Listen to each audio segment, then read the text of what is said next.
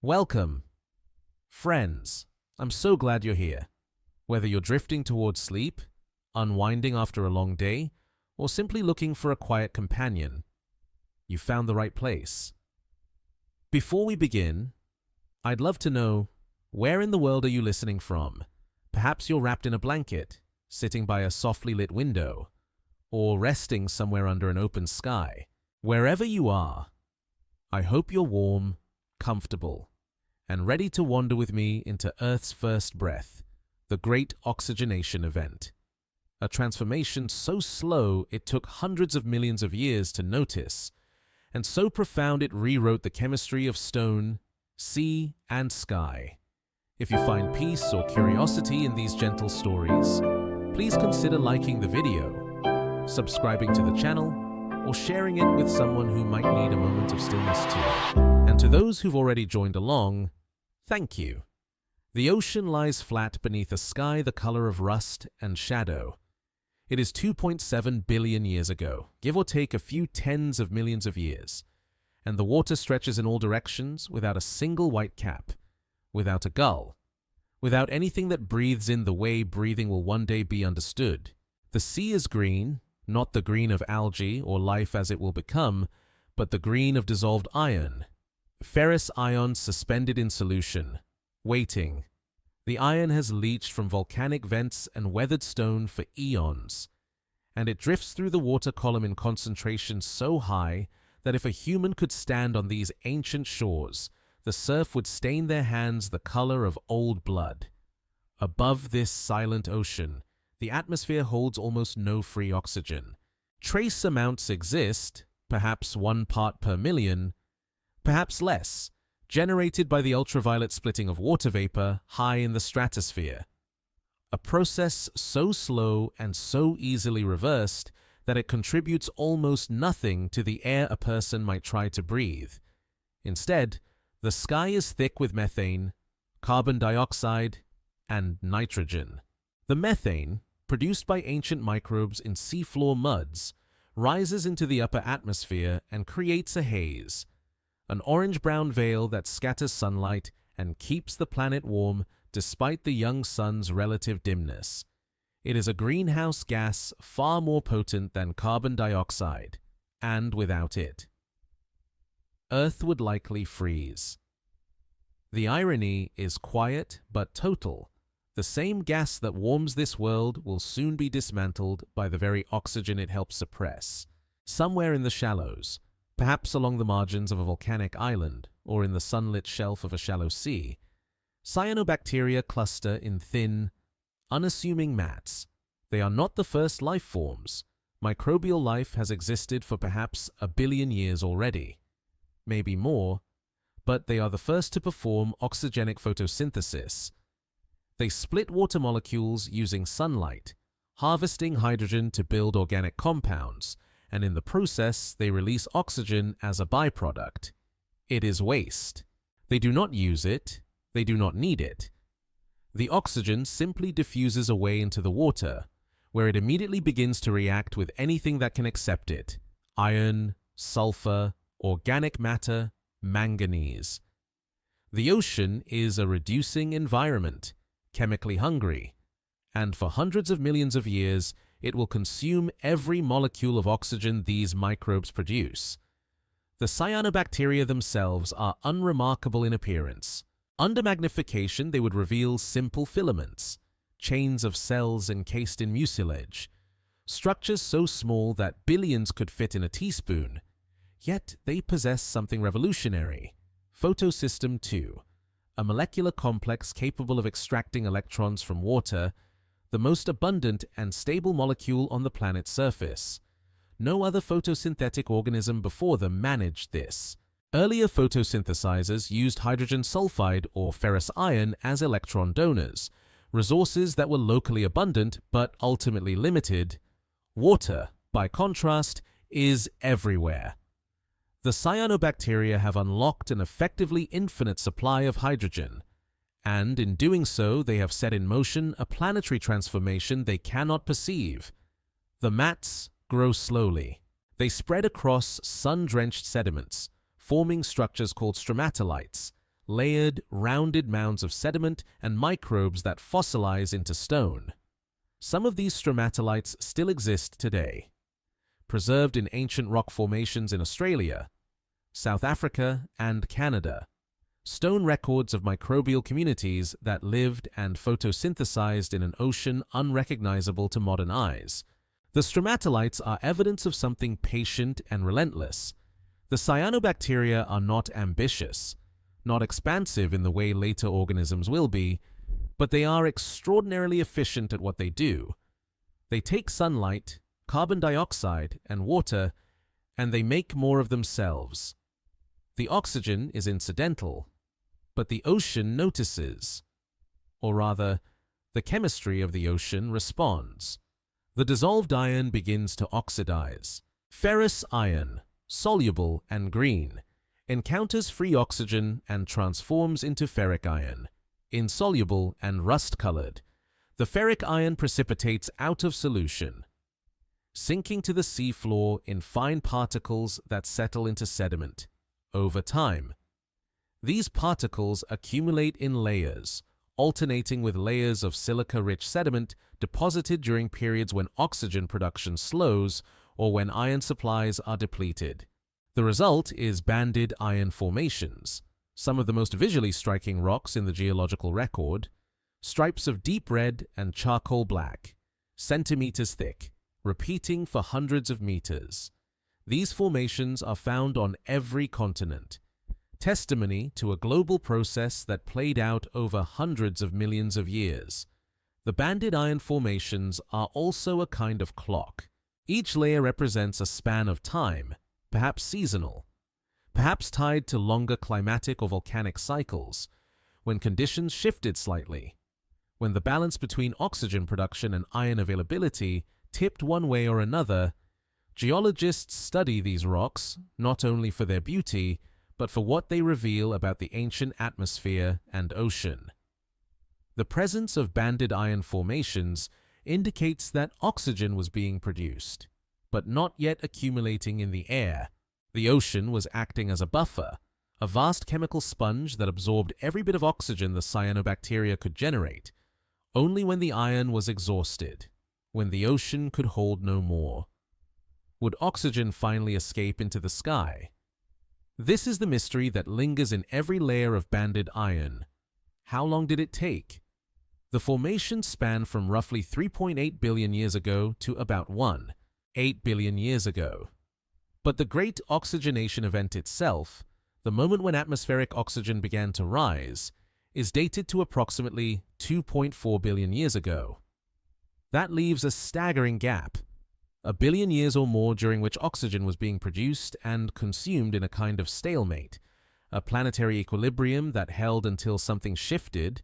What broke the stalemate is still debated. Perhaps tectonic activity slowed, reducing the supply of fresh iron to the oceans. Perhaps cyanobacteria became more abundant, overwhelming the sinks. Perhaps both, along with factors not yet understood. The cyanobacteria do not know they are waiting. They photosynthesize in their mats, generation after generation, while the planet's crust slowly cools, while continents rift and collide, while volcanic islands rise and erode back into the sea. The oxygen they produce reacts, vanishes, and leaves behind only rust. It is a process like a planetary exhale that never quite reaches the surface, a breath held for an almost incomprehensible span of time. And yet, in the deep future, still hundreds of millions of years away, that breath will finally be released. The sky remains hazy. The methane continues to warm. The iron continues to fall. And the cyanobacteria, in their shallow seas, continue the patient work of splitting water in the light. The seafloor accumulates its history in silence, grain by grain. The oxidized iron settles through the water column, drifting downward in a slow red snow that no eye witnesses. The particles are microscopic, suspended in seawater for hours or days before finally reaching the bottom, where they compress into sediment that will one day become stone. In some places, the accumulation is steady, uninterrupted for millions of years. In others, it pauses, resumes, pauses again, creating the banded patterns that will perplex geologists billions of years hence. The iron itself comes from the mantle, from hydrothermal vents that pierce the ocean floor and release mineral-rich fluids into the cold deep. These vents are common in the Archean, fed by a planet still shedding its primordial heat, still contracting and cooling from its violent formation. The cyanobacteria pay no attention to the vents. They exist in the photic zone, the upper layer of the ocean where sunlight penetrates, and the deep sea is as irrelevant to them as the vacuum of space. Yet they are connected to those vents by chemistry, by the iron that travels upward through ocean currents and eventually reaches the sunlit shallows where oxygen waits to oxidize it. This is the cycle. Iron rises. Oxygen binds it. Iron sinks. It is efficient in the way geological processes often are, removing oxygen from circulation almost as quickly as it appears. The cyanobacteria are, in effect, mining the ocean of iron without ever leaving their mats, performing a kind of planetary-scale metallurgy through nothing more than photosynthesis and time. The mats themselves are fragile. A storm can tear them apart, scattering the filaments and resetting the slow work of colonization. A shift in sea level can expose them to air, where they desiccate and die, or drown them in deeper water where light is insufficient. Yet they persist, recolonizing, spreading, building their layered stromatolites in shallow bays and tidal flats across the scattered landmasses of the Archean world. The continents at this time are small, volcanic, and unstable, nothing like the broad cratons that will later form. They are fragments, proto-continents that drift and collide and rift apart again in a tectonic dance governed by a hotter mantle and thinner crust. The ocean dominates, covering perhaps 90% of the planet's surface. And in that ocean, the cyanobacteria find ample room to work. There is no competition, not in the way later ecosystems will understand it.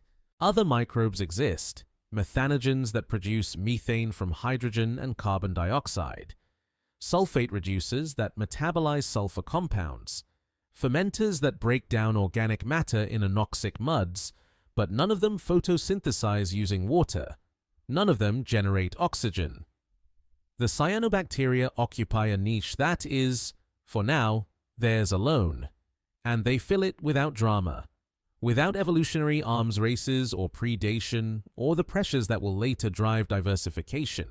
They simply grow, divide, and photosynthesize, year after year, century after century, in a rhythm as steady as the planet's rotation, but the chemistry they produce begins to accumulate in unexpected places, not in the atmosphere, not yet, but in sediments, in minerals, in the very rocks that form from compressed ocean muds.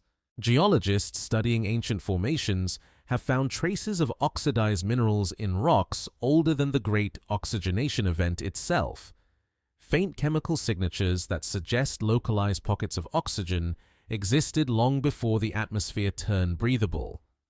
These are called whiffs of oxygen, fleeting increases in atmospheric oxygen that appear in the geological record and then vanish, perhaps lasting only a few million years before the oxygen is consumed again. The whiffs are evidence that the transition was not abrupt, not a single event, but a stuttering process, an oscillation between states, the planet trying on oxygenation like a coat that does not quite fit.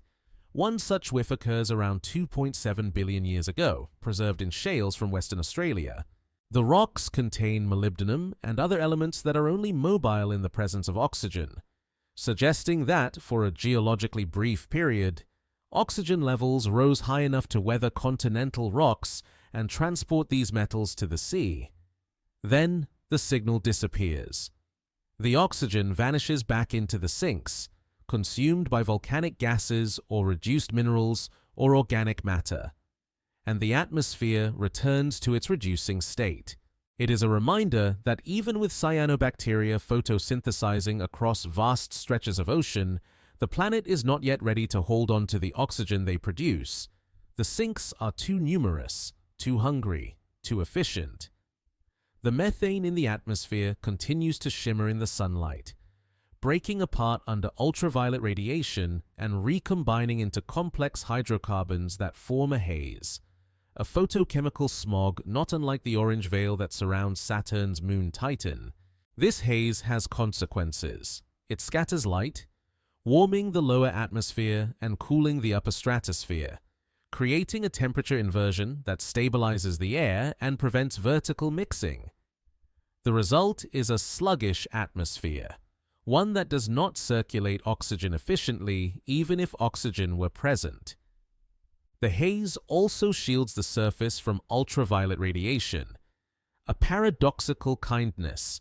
Without an ozone layer, UV light would be lethal to surface life, but the methane haze absorbs much of it, allowing the cyanobacteria in shallow waters to photosynthesize without being sterilized from above. Yet the haze is also a vulnerability.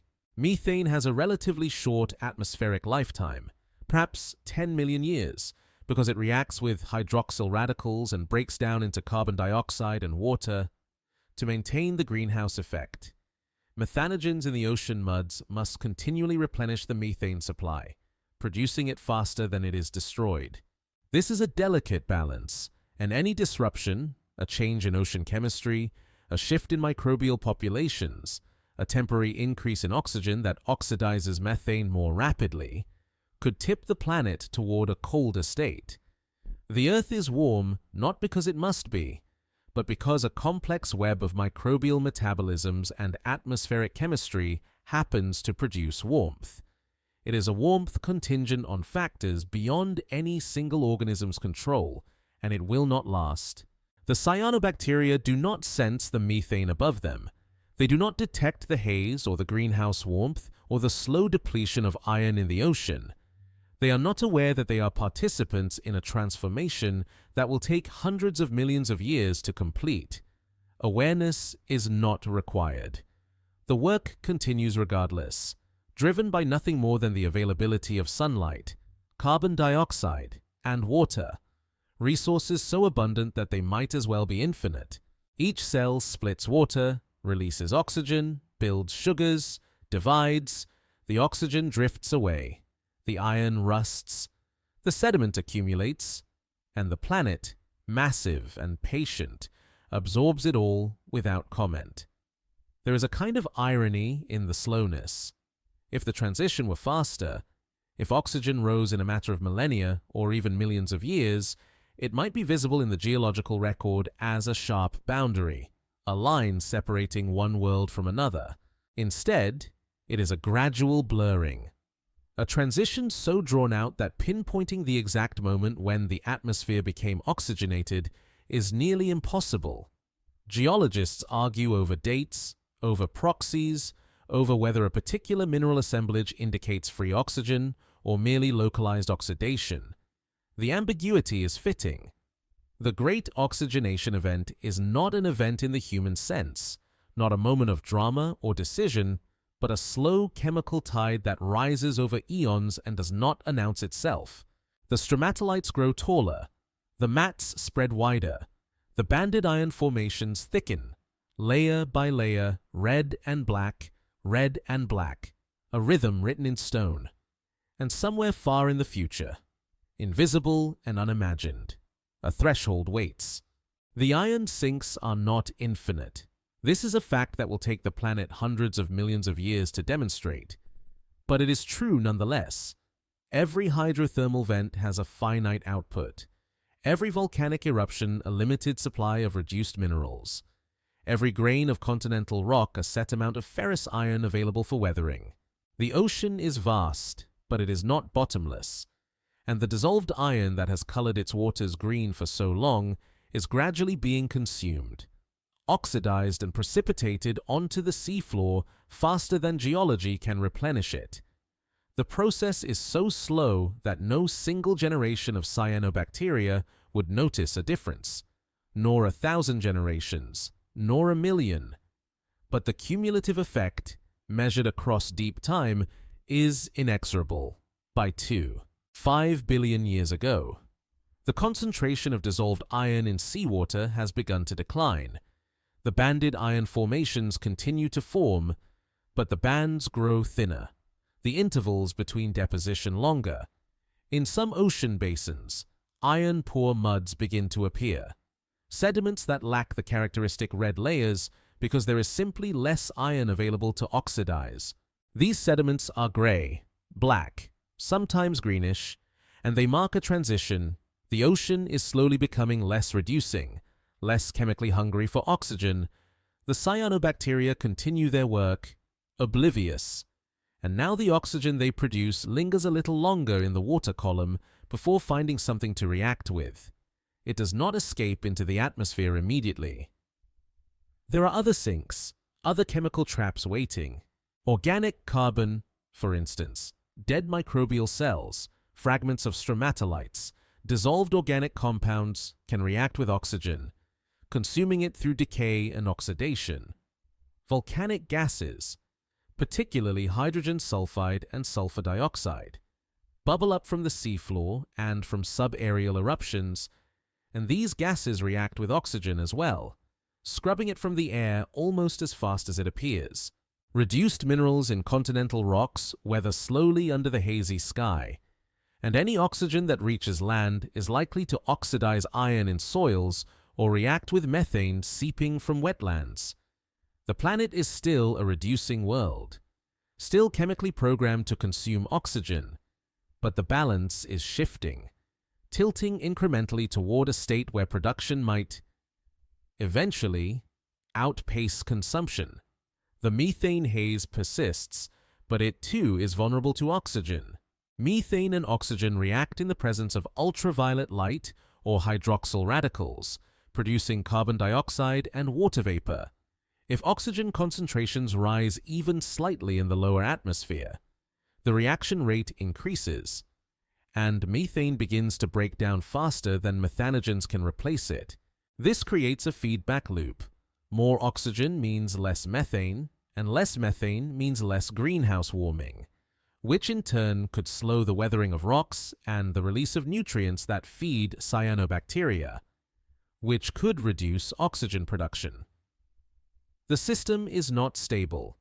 It is balanced on a knife edge, a set of interacting feedbacks that could tip the planet toward either a hotter, more methane-rich state or a cooler, more oxygen-rich one. The irony is quiet. The very gas that has kept Earth warm enough for liquid water is about to be dismantled by the organism that thrives in that warmth. Geologists studying this transition look for clues in isotopes, in the ratios of sulfur isotopes preserved in ancient minerals. Sulfur has 4 stable isotopes, and when volcanic sulfur gases are exposed to ultraviolet light in an oxygen-free atmosphere, they undergo a process called mass-independent fractionation, producing isotopic ratios that do not match those created by biological or chemical processes alone. These unusual ratios appear in rocks older than about 2.4 billion years, evidence that the atmosphere lacked oxygen and that UV light penetrated deeply enough to affect sulfur chemistry. After 4 billion years ago, the signal disappears. The isotopic ratios become mass-dependent, consistent with an atmosphere containing enough oxygen to form an ozone layer that blocks UV light. It is one of the clearest markers of the Great Oxygenation Event, a geochemical boundary written in sulfur. But even this boundary is not sharp. The transition occurs over tens of millions of years, perhaps longer, with fluctuations and reversals, periods when the isotopic signal reappears briefly before vanishing again. The atmosphere does not flip like a switch from anoxic to oxic. It oscillates, tries different states, settles into a new equilibrium only gradually. Some researchers propose that oxygen levels rose in pulses, driven by bursts of volcanic activity that temporarily increased nutrient delivery to the oceans, fueling cyanobacterial blooms that produced more oxygen than the sinks could immediately absorb. Others suggest that tectonic changes reduced the rate of seafloor volcanism, cutting off the supply of reduced gases that consumed oxygen. Still others point to biological evolution, the possibility that cyanobacteria became more efficient or more widespread, tipping the balance through sheer productivity. The truth is likely some combination of all these factors, a confluence of geological, chemical, and biological changes that together pushed the planet across a threshold it had approached many times before but never quite breached. The ocean, in the meantime, continues its slow chemical transformation. In shallow waters, where cyanobacteria are most abundant, oxygen concentrations rise high enough to create localized oxygenated zones, patches of sea where aerobic metabolism becomes possible for the first time. These zones are not stable. They fluctuate with currents, with seasonal changes in photosynthesis, with the mixing of deeper anoxic waters, but they exist, and they offer a glimpse of the future. Some microbes begin to adapt, developing enzymes that can tolerate or even utilize oxygen, a gas that is toxic to most archean life but potentially useful as an energy source. These early aerobes are opportunists, exploiting a niche that did not exist before, and they will become the ancestors of all oxygen-breathing organisms, including the mitochondria that will one day power eukaryotic cells. The deep ocean remains anoxic, a vast reservoir of ancient chemistry where methanogens and sulfate reducers continue their work undisturbed. Oxygen does not penetrate to these depths, not yet, and the abyssal waters remain much as they have been for billions of years, dark, cold, and reducing. This stratification, oxygenated surface waters over anoxic depths, will persist for a very long time, perhaps another billion years or more, creating a layered ocean with fundamentally different chemistry at different depths. It is a reminder that planetary transformations are rarely total, rarely immediate. The old world does not vanish. It retreats, contracts into refugia, persists in the margins while the new world expands. The cyanobacteria spread further. They colonize new coastlines, new tidal flats, new shallow seas opened by tectonic rifting or rising sea levels. The stromatolites they build grow larger, more complex in structure, forming reefs in some places, sprawling mats in others. Fossil stromatolites from this period are found in abundance, layered domes and columns that once lined ancient shores, evidence of microbial communities thriving in conditions that would suffocate most modern organisms. The stromatolites are patient monuments, testaments to the slow work of photosynthesis, and they will endure in the rock record long after the oxygen event itself is complete, long after the cyanobacteria have been overshadowed by algae and plants, long after the ocean has turned blue. Somewhere above the haze, the sun continues to burn, a little brighter now than it was a billion years earlier, but still only about 75% as luminous as it will be in the distant future. The faint young sun paradox, the question of how Earth remained warm enough for liquid water despite the sun's lower output, is partially answered by the methane greenhouse. But that answer is about to become obsolete. As oxygen rises, the methane will fall, and the planet will need to find a new way to stay warm. Carbon dioxide will eventually fill that role. But the transition will not be smooth. It will involve ice, darkness, and a glaciation so extensive that it will nearly end the story of complex life before that story even begins. But that cold is still ahead, invisible beyond the curve of time. For now, the ocean rusts quietly, and the sky waits. The temperature begins to drop. It is not a sudden plunge, not a single winter that refuses to end, but a gradual cooling that unfolds over millions of years, so slow that no organism alive at any given moment could perceive the change. The cause is chemical, atmospheric, invisible. As oxygen accumulates in the lower atmosphere, It reacts with methane, oxidizing the greenhouse gas into carbon dioxide and water vapor. Carbon dioxide is also a greenhouse gas, but it is far less potent than methane, molecule for molecule, and the conversion is not one-to-one. For every methane molecule removed, the atmosphere loses more warming potential than the replacement carbon dioxide can provide. The net effect is cooling, a steady decline in global temperatures that no feedback mechanism can immediately counteract. The methane haze begins to thin. The orange-brown veil that has filtered sunlight for billions of years grows patchy, then translucent, then disappears altogether in some regions. The sky begins to clear, and for the first time in Earth's history, the atmosphere becomes transparent in the visible spectrum. Sunlight reaches the surface more directly, but this does not compensate for the loss of greenhouse warming. The planet is receiving more light but retaining less heat, and the energy balance tips toward cold. Snow begins to accumulate at the poles, regions that have known only seasonal frost for eons. The snow reflects sunlight back into space, increasing the planet's albedo. And this creates another feedback. More ice means more reflection, which means more cooling, which means more ice. It is a runaway process, and once it begins, it accelerates. By approximately 2.4 billion years ago, glaciers have begun to form at high latitudes. They are small at first, confined to polar regions and high-altitude land masses, but they grow season by season, year by year, advancing toward the equator in a slow march that will eventually cover much of the planet.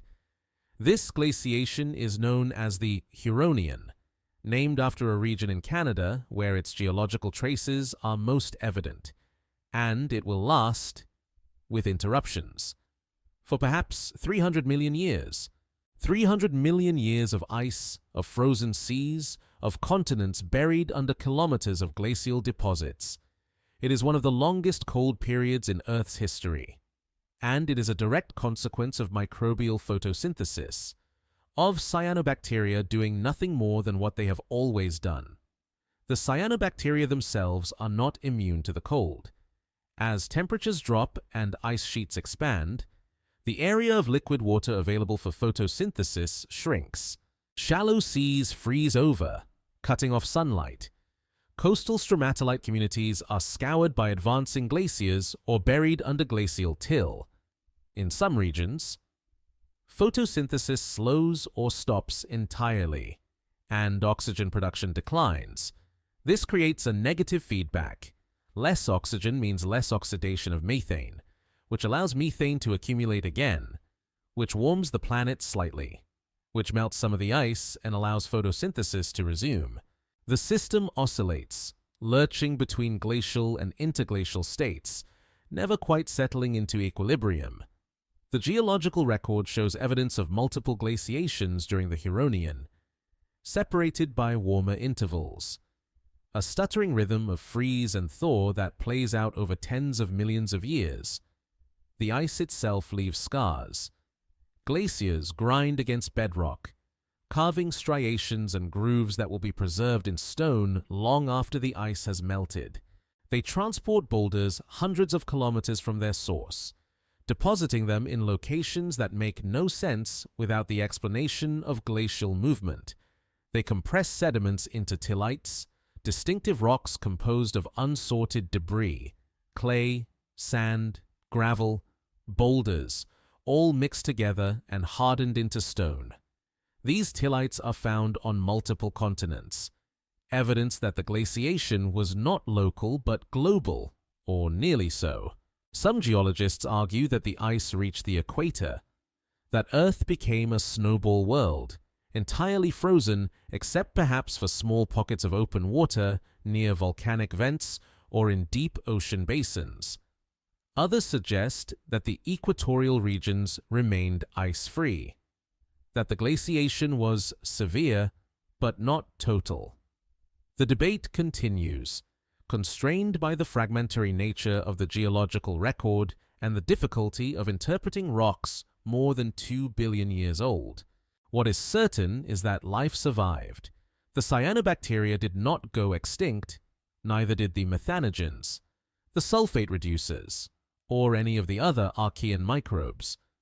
Life found refugia, places where conditions remained tolerable, beneath the ice in liquid water warmed by geothermal heat, in ice-free patches near the equator, in deep ocean vents where temperature and chemistry were buffered against atmospheric changes. Microbial life is resilient in ways that macroscopic life is not, capable of enduring extremes of temperature, pressure, and chemistry that would kill more complex organisms instantly. The Huronian glaciation was a catastrophe by human standards, a planetary disaster. But for microbes, it was merely an interval of hardship, a temporary constraint on growth and distribution. They waited, metabolized slowly, and persisted. The oxygen, meanwhile, continued to accumulate, albeit more slowly during glacial periods. Even with reduced photosynthesis, the sinks were being depleted, volcanic activity continued, but it could not keep pace with the cumulative oxygen production of billions of years of cyanobacterial metabolism. Reduced minerals on continents weathered away, reacting with oxygen until fresh rock was exposed, and that too oxidized. Organic carbon was buried in sediments, locked away where it could not react with oxygen, effectively removing a sink. Each of these processes was slow, but they were relentless, and together they pushed atmospheric oxygen levels upward, even through the cold. By the end of the Huronian, oxygen concentrations had risen to perhaps 1% of modern levels, enough to begin affecting atmospheric chemistry in fundamental ways. One of those effects was the formation of an ozone layer.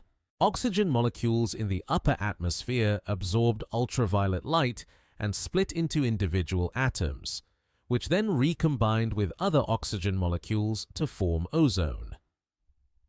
3. Ozone is an excellent absorber of UV radiation, and as it accumulated in the stratosphere, it began to shield the surface from the most damaging wavelengths of light. This had profound implications for life. Before the ozone layer, any organism living on land or in shallow water was exposed to intense UV radiation, which damages DNA and makes surface habitats lethal.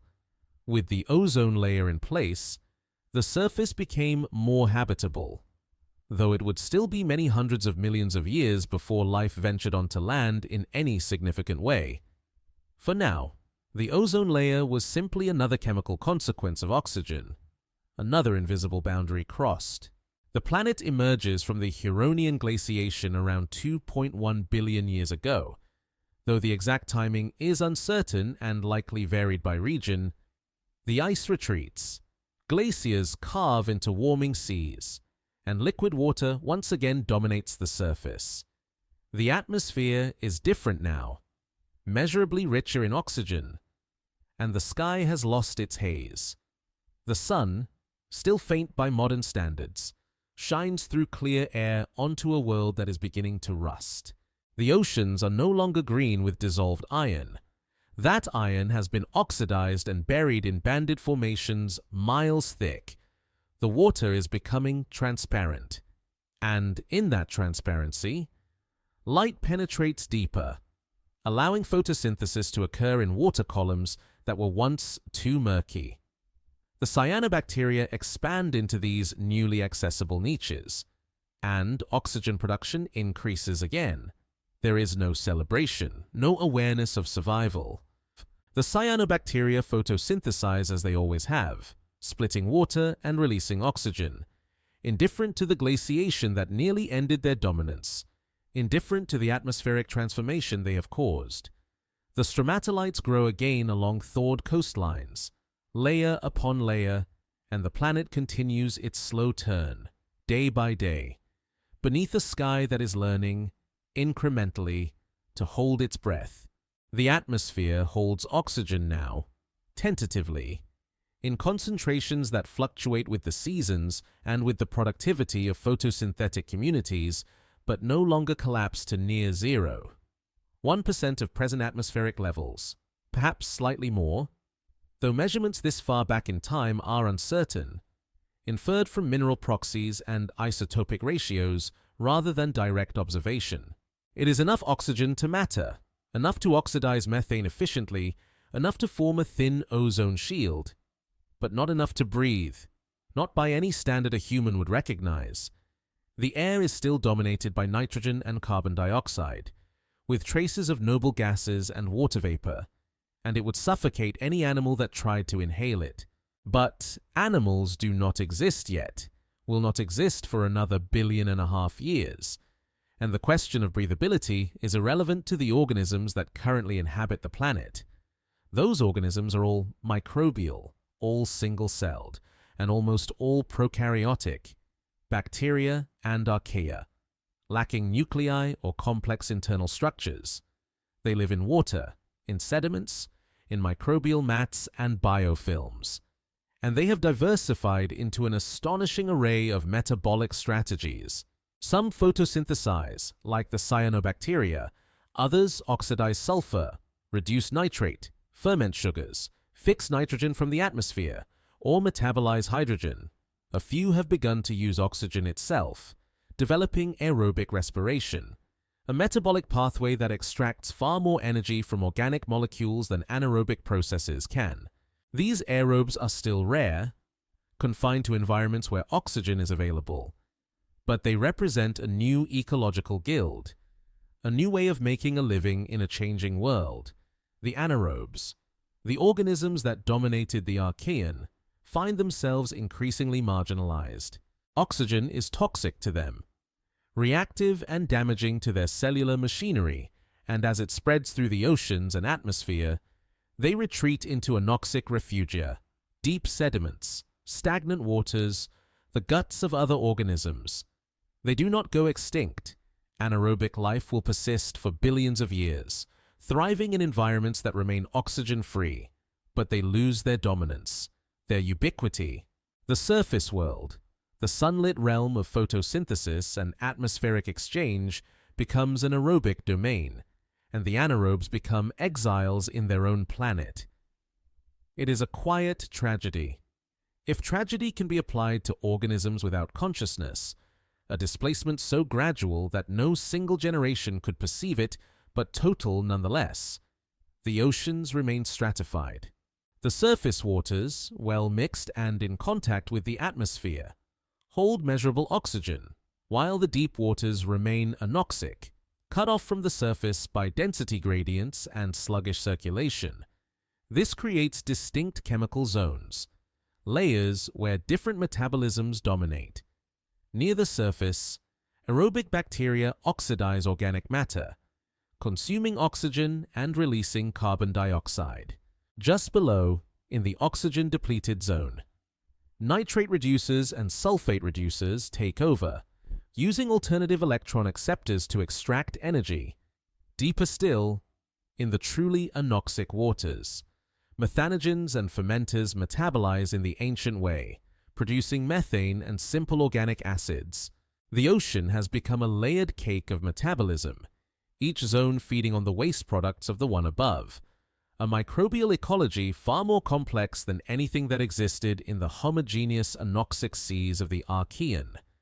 The continents continue their slow drift, driven by mantle convection and tectonic forces that operate on timescales of tens to hundreds of millions of years. By 2.0 billion years ago, several large land masses have begun to coalesce into what geologists call a supercontinent, though the exact configuration is debated and the evidence fragmentary. This supercontinent, sometimes called Kenorland or Superior, does not resemble any modern landmass. It is arid, volcanic, and largely barren, lacking soil or vegetation or any of the features that define terrestrial landscapes in the Phanerozoic. Rivers flow over bare rock, carving channels and depositing sediments without the stabilizing influence of plant roots. Weathering is purely physical and chemical, unmediated by biology, and the erosion rates are high. These rivers carry oxidized minerals to the sea, creating red beds, sedimentary deposits rich in ferric iron that give the rocks a distinctive rust color. Red beds are rare in the Archean but become common after the Great Oxygenation Event, and their appearance marks a fundamental shift in surface chemistry. The iron in these rocks has been oxidized by atmospheric oxygen, weathered out of continental crust, and transported as fine particles to deltas and floodplains where it accumulates and lithifies. The red beds are evidence that oxygen has escaped the oceans, that it now weathers rock on land, that the transformation is no longer confined to the marine realm. The planet is rusting from the outside in. In shallow coastal waters, the stromatolites continue to thrive. Though their golden age is beginning to wane, they still form reefs and mats in tidal zones, still build their layered structures through the slow accretion of sediment and microbial mucilage, but they are no longer the dominant feature of every shoreline. Competition is increasing. Not from multicellular organisms, those do not exist yet, but from other microbial communities, other photosynthetic strategies that exploit the newly oxygenated waters more efficiently than stromatolite-forming cyanobacteria. The exact nature of this competition is unclear, lost to the incompleteness of the fossil record. But the decline of stromatolites is real. They will never again be as abundant as they were in the late Archean and early Proterozoic. Their fossils will persist, scattered through younger rocks, but they become relics, holdovers from an earlier age. The oxygen levels stabilize, more or less, at around 1 to 10% of modern atmospheric levels. They do not rise further for a very long time, perhaps a billion years or more, held in check by factors that are still not fully understood. One hypothesis is that oxygen production and consumption reached a new equilibrium, with photosynthesis balanced by the oxidation of organic matter, volcanic gases, and reduced minerals. Another is that the burial of organic carbon, which removes a sink for oxygen, was limited by low nutrient availability in the oceans, particularly phosphorus.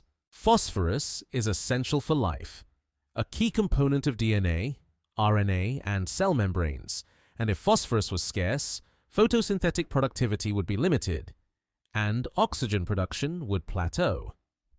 The Proterozoic Eon, which follows the Archean, is sometimes called the boring billion for this reason.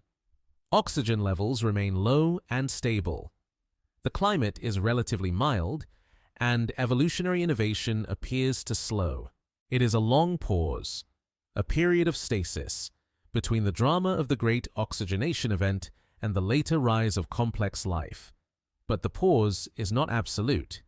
Evolution continues, quietly, in the oxygenated waters and sediments, somewhere in this interval, perhaps around 1.8 billion years ago. One of the most important events in the history of life occurs: endosymbiosis. A larger cell, possibly an archaeon, engulfs a smaller oxygen-breathing bacterium, but instead of digesting it, the two enter into a symbiotic relationship. The bacterium provides energy through aerobic respiration, and the host cell provides protection and resources. Over time, the bacterium loses its independence, becoming an organelle, a mitochondrion, permanently integrated into the host cell's biology. The result is the first eukaryote, a cell with a nucleus and mitochondria, far more complex than any prokaryote, capable of much higher metabolic rates and far greater evolutionary potential. The eukaryotes are not immediately dominant. They are rare, perhaps confined to certain environments, and they do not diversify rapidly. But they are a seed, a biological innovation that will, in the deep future, give rise to all multicellular life, plants, animals, fungi, all the complex organisms that will one day cover the planet. And they are only possible because of oxygen. Mitochondria require oxygen to function, and without the Great Oxygenation Event, without the slow, patient work of cyanobacteria over hundreds of millions of years. Eukaryotes could not exist. The connection is direct, causal, and irreversible. Oxygen created the conditions for complexity, and complexity will eventually reshape the planet in ways that dwarf even the oxygenation itself. But that is far ahead, hidden beyond eons of time. For now, the world is microbial, oxygenated, and quiet. The stromatolites persist in diminished numbers, the red beds accumulate, the atmosphere holds its 1% oxygen and waits. The sky shifts its color, imperceptibly at first, then undeniably. The orange-brown haze that once dominated the atmosphere has dissipated, oxidized away by the oxygen that now circulates freely, and in its absence the sky takes on a different hue. It is not yet the deep blue of the modern Earth. The atmosphere is still too thin, the scattering of light not quite right, but it is paler, less obscured, a neutral tone that allows sunlight to reach the surface with greater clarity. The change is not sudden. It unfolds over millions of years, so slowly that no generation of organisms perceives a difference, but the cumulative effect is profound. The planet begins to look more like the Earth of future eons, less like the alien world it has been for billions of years. The ultraviolet light that once flooded the surface unimpeded is now largely blocked by the ozone layer. High in the stratosphere, ozone molecules absorb UVB and UVC radiation, preventing it from reaching the ground. This is a protective shield, one that will make land habitable for complex life in the distant future. But for now, it simply changes the photochemistry of the lower atmosphere. Reactions that once occurred readily, methane photolysis, the breakdown of ammonia, the splitting of water vapor, are slowed or altered. The atmosphere becomes more stable, less reactive, a calmer chemical environment than it has been since the planet's formation.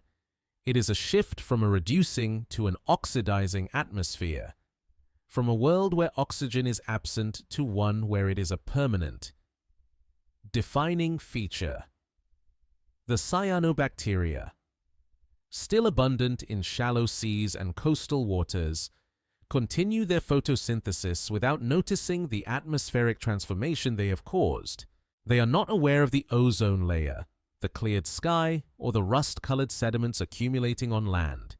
They split water, fix carbon, and release oxygen in the same patient rhythm they have maintained for hundreds of millions of years. Their success is measured not in innovation, but in persistence, in their ability to do one thing extraordinarily well and to do it across a vast range of environments.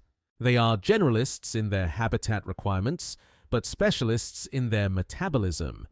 And this combination has made them one of the most successful groups of organisms in Earth's history. They will persist, largely unchanged, for billions of years. Long after more complex organisms have evolved and diversified and gone extinct, the oxygen they produce continues to accumulate, but the rate of increase slows by around 1.8 billion years ago. Atmospheric oxygen has reached a plateau, stabilizing at somewhere between 1 and 10% of present levels. The exact concentration is difficult to determine from the geological record, and it likely fluctuated over time. But the overall trend is one of stasis. Oxygen production and consumption have reached a rough balance, with photosynthesis generating oxygen at approximately the same rate that weathering, respiration, and volcanic degassing consume it. This balance will hold for an extraordinarily long time, perhaps 1 billion years, a span of relative stability that contrasts sharply with the rapid changes of the late Archean and early Proterozoic. The reasons for this plateau are debated. One possibility is nutrient limitation. Photosynthesis requires not only sunlight, water, and carbon dioxide, but also nutrients like nitrogen and phosphorus. Nitrogen is abundant in the atmosphere, and cyanobacteria can fix it directly from the air. But phosphorus must be weathered from rocks and transported to the oceans by rivers. If the supply of phosphorus is limited, photosynthetic productivity will be constrained, and oxygen production will plateau. In the Proterozoic, tectonic activity may have been relatively subdued, reducing the rate of continental uplift and weathering and thus limiting phosphorus delivery to the oceans. Without sufficient phosphorus, cyanobacteria cannot bloom in large numbers, and oxygen production remains steady but low. Another possibility is that organic carbon burial, which permanently removes a sink for oxygen, was limited during this period. When organic matter is buried in sediments before it can decompose, the oxygen that would have been consumed in decomposition remains in the atmosphere. But burial requires specific conditions: rapid sedimentation, anoxic bottom waters, low rates of bioturbation in the Proterozoic with a largely anoxic deep ocean and limited biological diversity.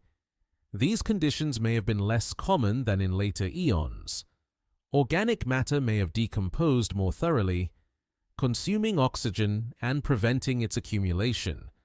The net result would be a steady state, with oxygen levels neither rising nor falling significantly over hundreds of millions of years. The deep ocean remains anoxic, a vast reservoir of ancient chemistry where anaerobic microbes continue to thrive. The oxygen produced in surface waters does not penetrate to depth, not because it is consumed immediately, but because the ocean is stratified, with warm, oxygen-rich surface waters floating atop cold, dense, anoxic deep waters.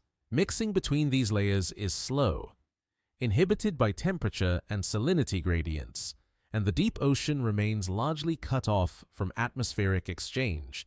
This creates a divided world, an oxygenated surface realm and an anoxic abyss, each with its own distinct chemistry and microbial ecology. The division will persist for a very long time, only breaking down much later in Earth's history when changing ocean circulation and increased oxygen levels finally penetrate the deep. In the anoxic depths, methanogens and sulfate reducers dominate, producing methane and hydrogen sulfide as metabolic byproducts. These gases diffuse upward into the oxygenated surface waters, where they react with oxygen and are oxidized, consuming oxygen and preventing it from accumulating further. It is a chemical cycle, a feedback loop that ties oxygen levels to the metabolism of the deep ocean microbes. As long as the deep ocean remains anoxic, as long as methanogens continue to produce methane, oxygen levels will be constrained. The balance is delicate, maintained by the slow mixing of ocean layers and the steady productivity of microbes that cannot see each other and do not know they are connected. On land, the red beds continue to form. Rust-colored sediments deposited by rivers and spread across floodplains and deltas. The iron in these sediments has been oxidized by atmospheric oxygen, a process that occurs slowly as rainwater percolates through soil and reacts with iron-bearing minerals. The oxidized iron, ferric iron, is relatively insoluble and does not dissolve easily in water, so it is transported as fine particles, suspended in river water and eventually deposited where the current slows. The red beds are a visible marker of atmospheric oxygen, a signal written in stone that the world has changed, but they are also a sink, a chemical reservoir that consumes oxygen in the process of forming. Each grain of oxidized iron represents molecules of oxygen removed from the atmosphere, and the cumulative effect, over millions of years, is significant. The continents themselves are evolving, though slowly. Tectonic forces continue to reshape the crust, assembling and disassembling supercontinents in cycles that take hundreds of millions of years. By 1.8 billion years ago, one such supercontinent, sometimes called Columbia or Nuna, has begun to form through the collision of smaller cratons. The assembly process is violent by geological standards, with mountain building, volcanism, and intense metamorphism, but it is imperceptibly slow by human standards.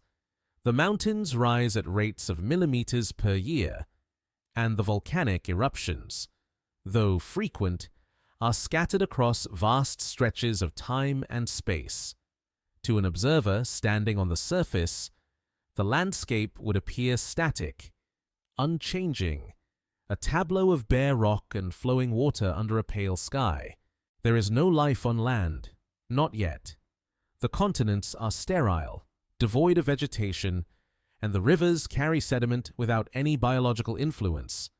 Erosion is rapid, untempered by root systems or microbial crusts, and the landscapes are raw, exposed, geologically active in a way that will become rare in later eons.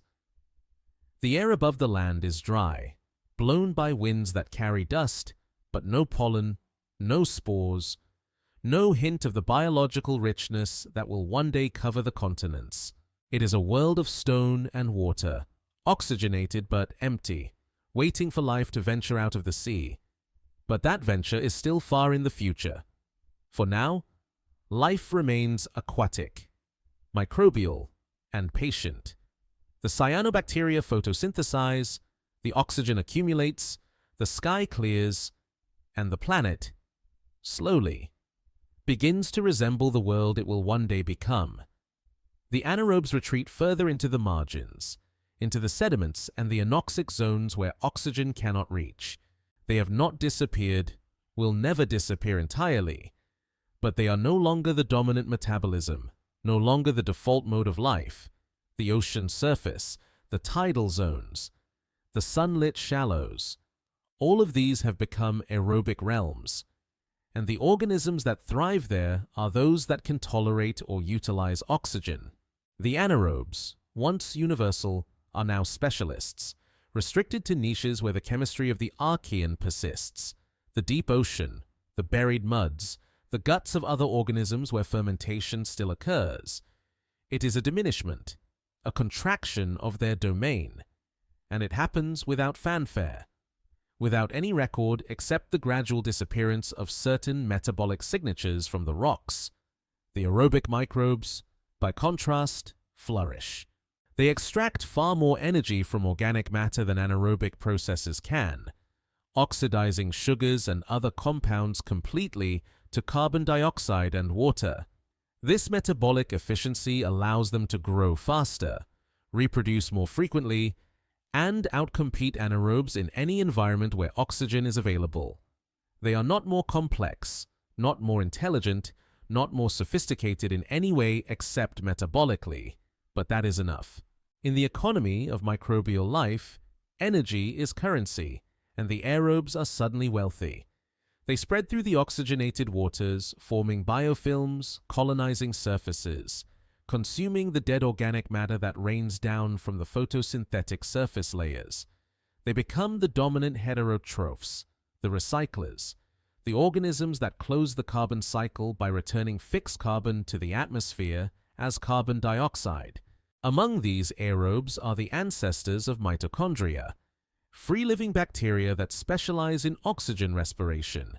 They are small, fast-growing, and highly efficient, capable of generating ATP, the universal energy currency of life, at rates far exceeding those of anaerobic microbes. At some point, perhaps around 1.8 billion years ago, one of these aerobic bacteria is engulfed by a larger cell, possibly an archaeon, in an event that will change the trajectory of life on Earth. The engulfment is not unusual.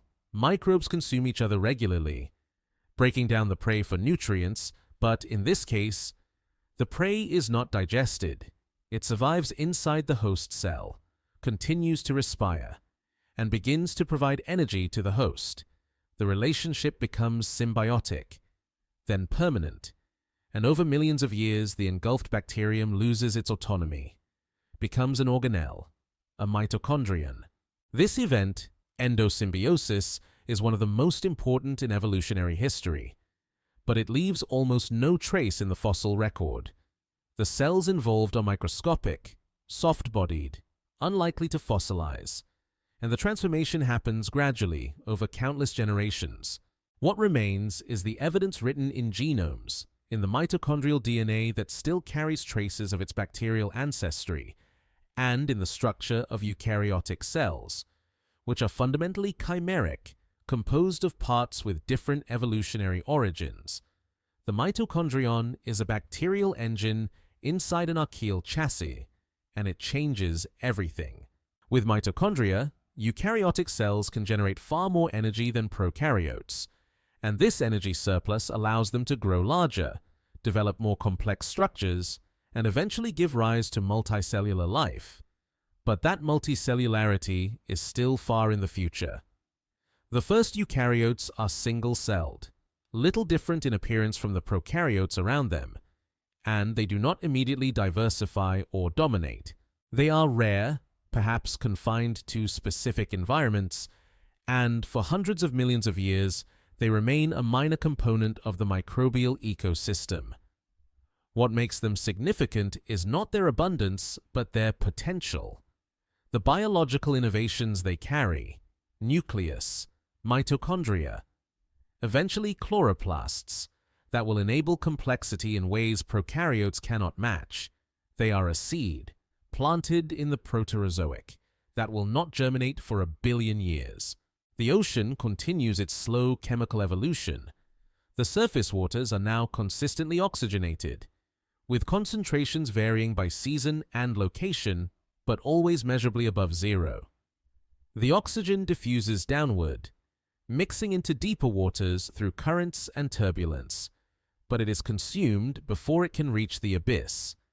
The result is an oxygen minimum zone, a layer of water somewhere between the surface and the deep where oxygen is depleted by microbial respiration but not entirely absent. This zone becomes a habitat in its own right, occupied by microbes that can tolerate low oxygen levels, that switch between aerobic and anaerobic metabolism depending on availability. It is a transitional realm, neither fully oxygenated nor fully anoxic, and it will persist in some form for the rest of Earth's history. Below the oxygen minimum zone, the deep ocean remains, as it has been for billions of years, dark, cold, and anoxic. Organic matter drifts down from the surface, sinking slowly through the water column, and by the time it reaches the abyss, most of it has been consumed by aerobic microbes in the upper layers. What remains is refractory, resistant to decomposition, and it accumulates on the seafloor as a fine, organic-rich sediment. This sediment is eventually buried, compressed, and transformed into shale or other sedimentary rocks, locking away carbon that might otherwise have been oxidized. The burial of organic carbon is a net source of oxygen to the atmosphere because it removes a sink, and over geological time, it is one of the primary mechanisms by which oxygen levels increase. But in the Proterozoic, burial rates are low, and the oxygen gain is slow. The continents weather steadily under the oxygenated atmosphere. Rainwater, slightly acidic from dissolved carbon dioxide, percolates through rock and dissolves minerals, carrying them to the sea in solution or as suspended particles. Among these minerals is phosphorus, released from apatite and other phosphate-bearing rocks, and it is phosphorus that limits photosynthetic productivity in much of the ocean. Without phosphorus, cyanobacteria cannot synthesize DNA or cell membranes, and their growth is constrained. The supply of phosphorus to the ocean is thus a critical control on oxygen production, and in the Proterozoic, with relatively slow rates of continental weathering, that supply is limited. The result is a low-productivity ocean, photosynthetically active but not highly productive, and oxygen levels remain correspondingly low. There are exceptions. Localized upwelling zones where nutrient-rich deep water is brought to the surface, fueling blooms of cyanobacteria and other photosynthetic microbes. These blooms are transient, lasting perhaps weeks or months, and they produce pulses of oxygen that spike concentrations locally before dispersing. In the geological record, these events might appear as thin layers of oxidized sediment, brief interruptions in otherwise anoxic deposits, but they are difficult to identify with certainty. The ocean is heterogeneous, patchy, a mosaic of different chemical conditions rather than a uniform body of water, and this heterogeneity complicates any attempt to describe a single Proterozoic ocean.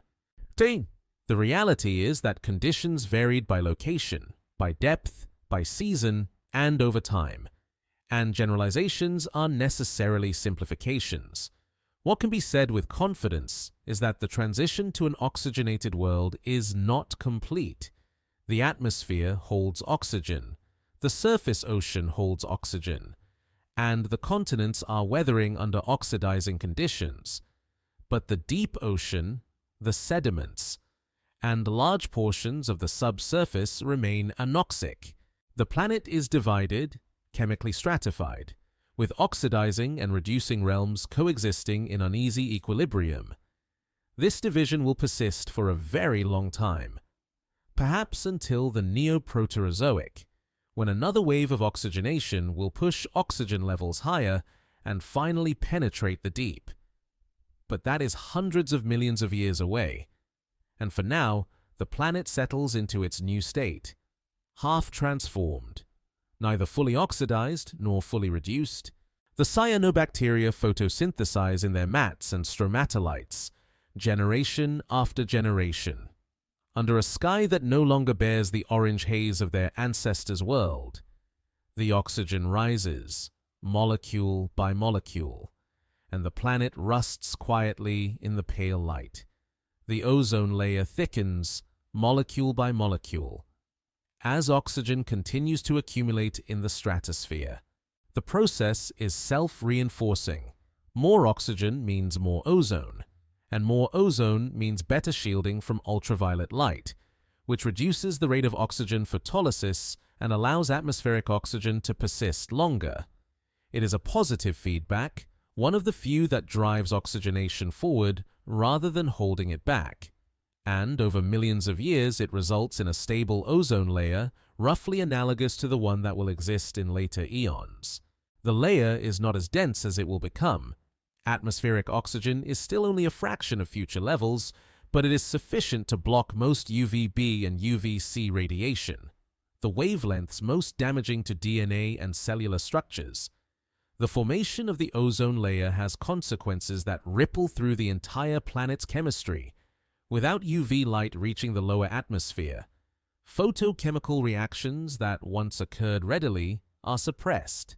Methane, which once broke down under UV bombardment to form complex hydrocarbons and haze, now persists longer. Though it is still oxidized by oxygen and hydroxyl radicals, ammonia, if it were present, would no longer photolyze into nitrogen and hydrogen, water vapor, which splits into hydrogen and oxygen under intense UV, remains intact. The atmosphere becomes less reactive, more stable, a medium in which gases can accumulate and mix without being immediately transformed by photochemistry. It is a quieter atmosphere, chemically speaking, and it will remain so as long as the ozone layer persists. On the surface, the protection from UV radiation has little immediate effect. There is no life on land to benefit from the shielding, and the microbes in the ocean are already protected by water, which absorbs UV light effectively in the upper few meters. But the ozone layer changes the future, makes land habitable in a way it was not before. In the deep future, plants and animals will colonize the continents, but they will only be able to do so because the ozone layer shields them from radiation that would otherwise be lethal. The layer is a prerequisite for terrestrial life, a necessary condition without which the land would remain barren indefinitely.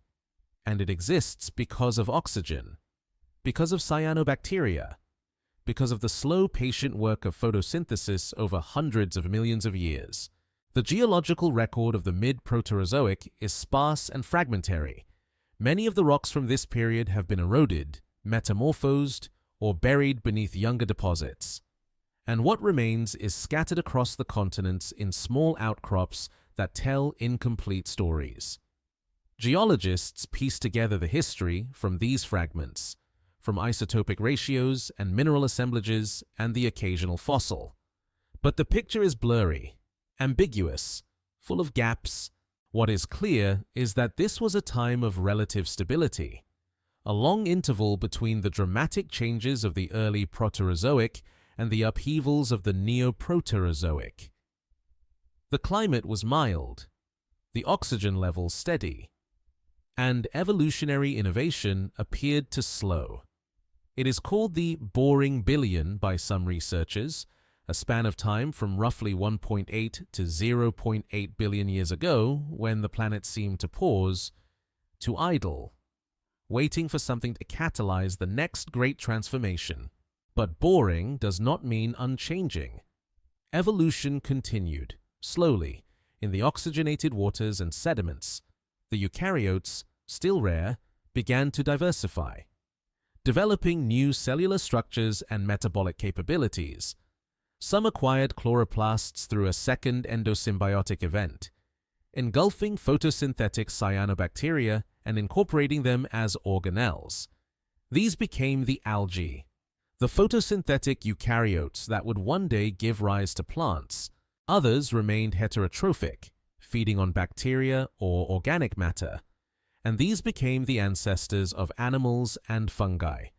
The diversification was gradual, almost imperceptibly slow by human standards, but it was occurring, setting the stage for the explosion of complexity that would come later.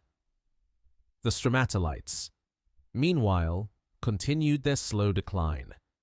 They were no longer the dominant feature of coastal environments, no longer the primary photosynthetic structures in shallow seas. Other microbial mats, other photosynthetic communities began to outcompete them, exploiting the oxygenated waters in ways that stromatolite-forming cyanobacteria could not.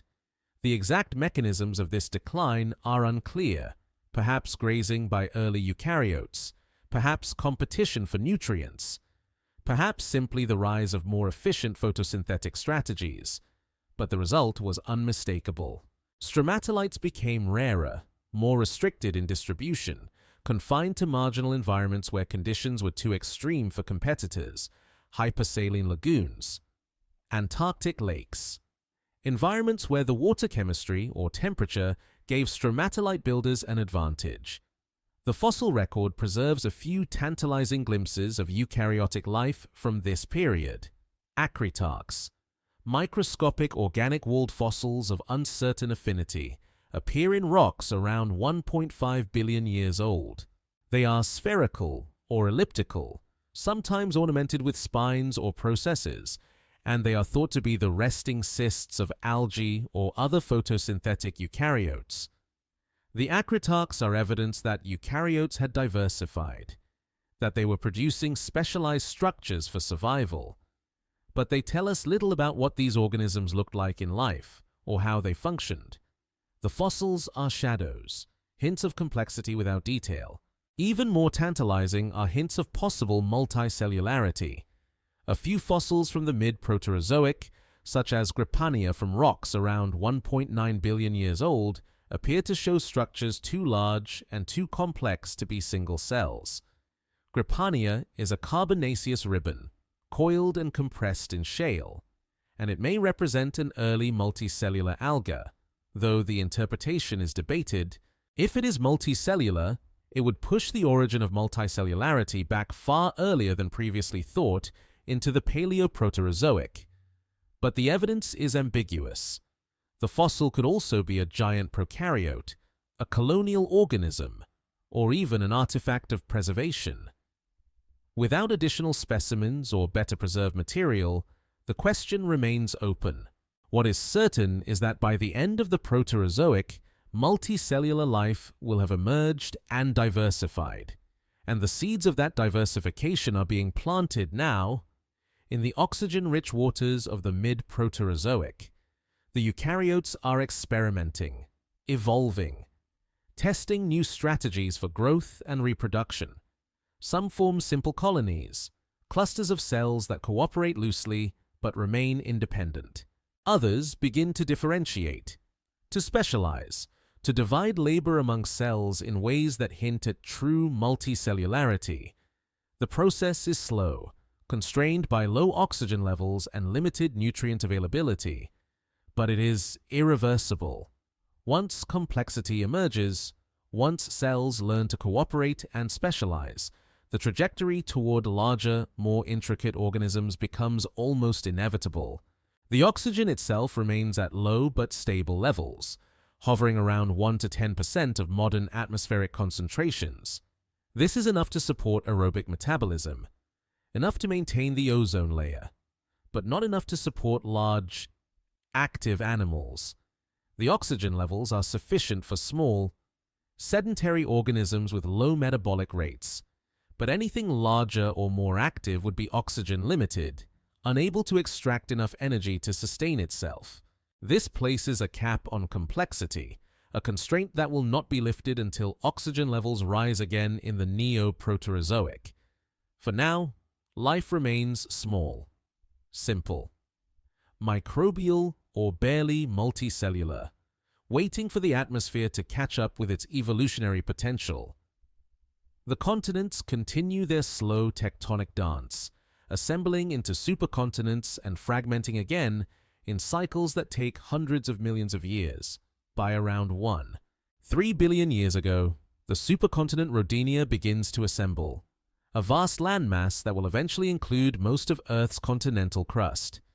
The assembly is gradual, involving multiple collisions and episodes of mountain building, and it will not be complete until around 1.0 billion years ago. Rodinia's formation is driven by mantle convection, by the slow churning of rock deep beneath the crust, and it has consequences for the planet's climate and ocean circulation.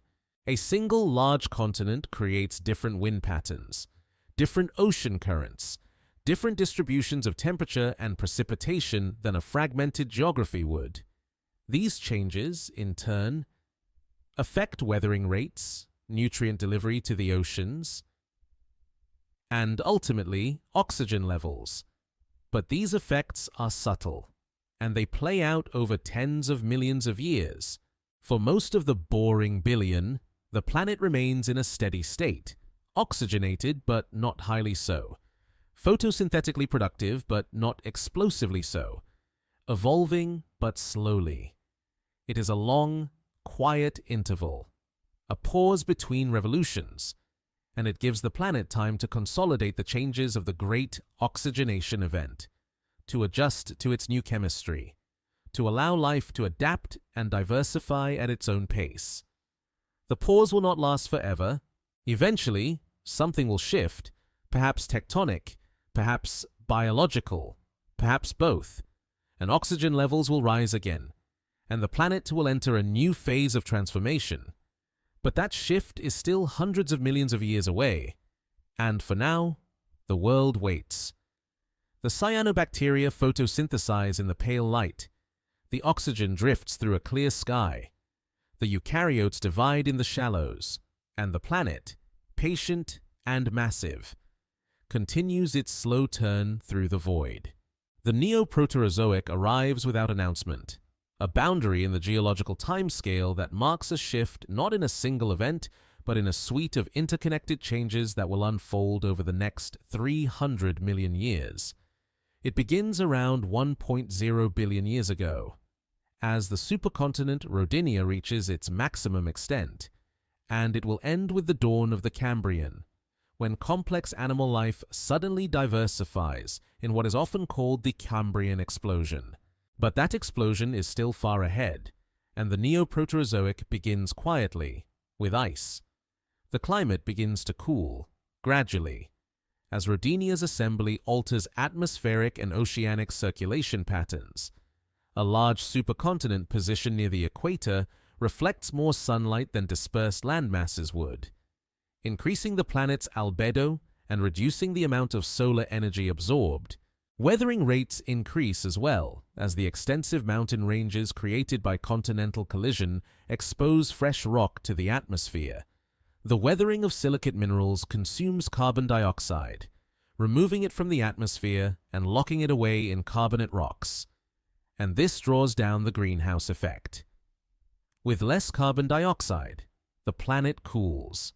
Ice begins to form at high latitudes, then advances toward the equator in a process that will culminate in some of the most extreme glaciations in Earth's history. These glaciations are called snowball Earth events, and they may have occurred multiple times during the Neoproterozoic. The first, the Sturtian glaciation, begins around 720 million years ago and lasts perhaps 60 million years. The second, the Marinoan, occurs around 650 million years ago and is even more severe. During these events, ice sheets may have extended all the way to the equator, covering the oceans with sea ice kilometers thick and transforming the planet into a frozen world. The evidence for such extreme glaciations is compelling. Glacial deposits are found at latitudes that were equatorial at the time, and carbonate rocks that formed immediately after the glaciations show chemical signatures consistent with rapid warming and intense weathering, as though the planet rebounded from icehouse to hothouse in a geologically brief interval. The snowball Earth hypothesis is not without controversy. Some researchers argue that the glaciations were severe but not total, that patches of open water persisted near the equator or in regions warmed by volcanic heat. Others point to the difficulty of explaining how life survived a complete freeze, how photosynthesis could continue under thick ice, how the planet could escape from a runaway albedo feedback once fully frozen. The debates are technical, resting on interpretations of isotopic data, sedimentary structures, and paleomagnetic reconstructions. But the broad picture is clear. The Neoproterozoic was a time of extreme cold, of ice sheets far more extensive than anything in the Phanerozoic, and life survived. Somehow, in refugia, or beneath the ice, or in ways that leave little trace in the fossil record. What broke the ice was carbon dioxide, the same gas whose drawdown initiated the cooling. Volcanoes continued to erupt throughout the glaciations, releasing carbon dioxide into the atmosphere, but with the continents frozen and the oceans covered in ice, weathering slowed to a near halt. Carbon dioxide could no longer be removed from the atmosphere efficiently, and it began to accumulate. Slowly, over millions of years.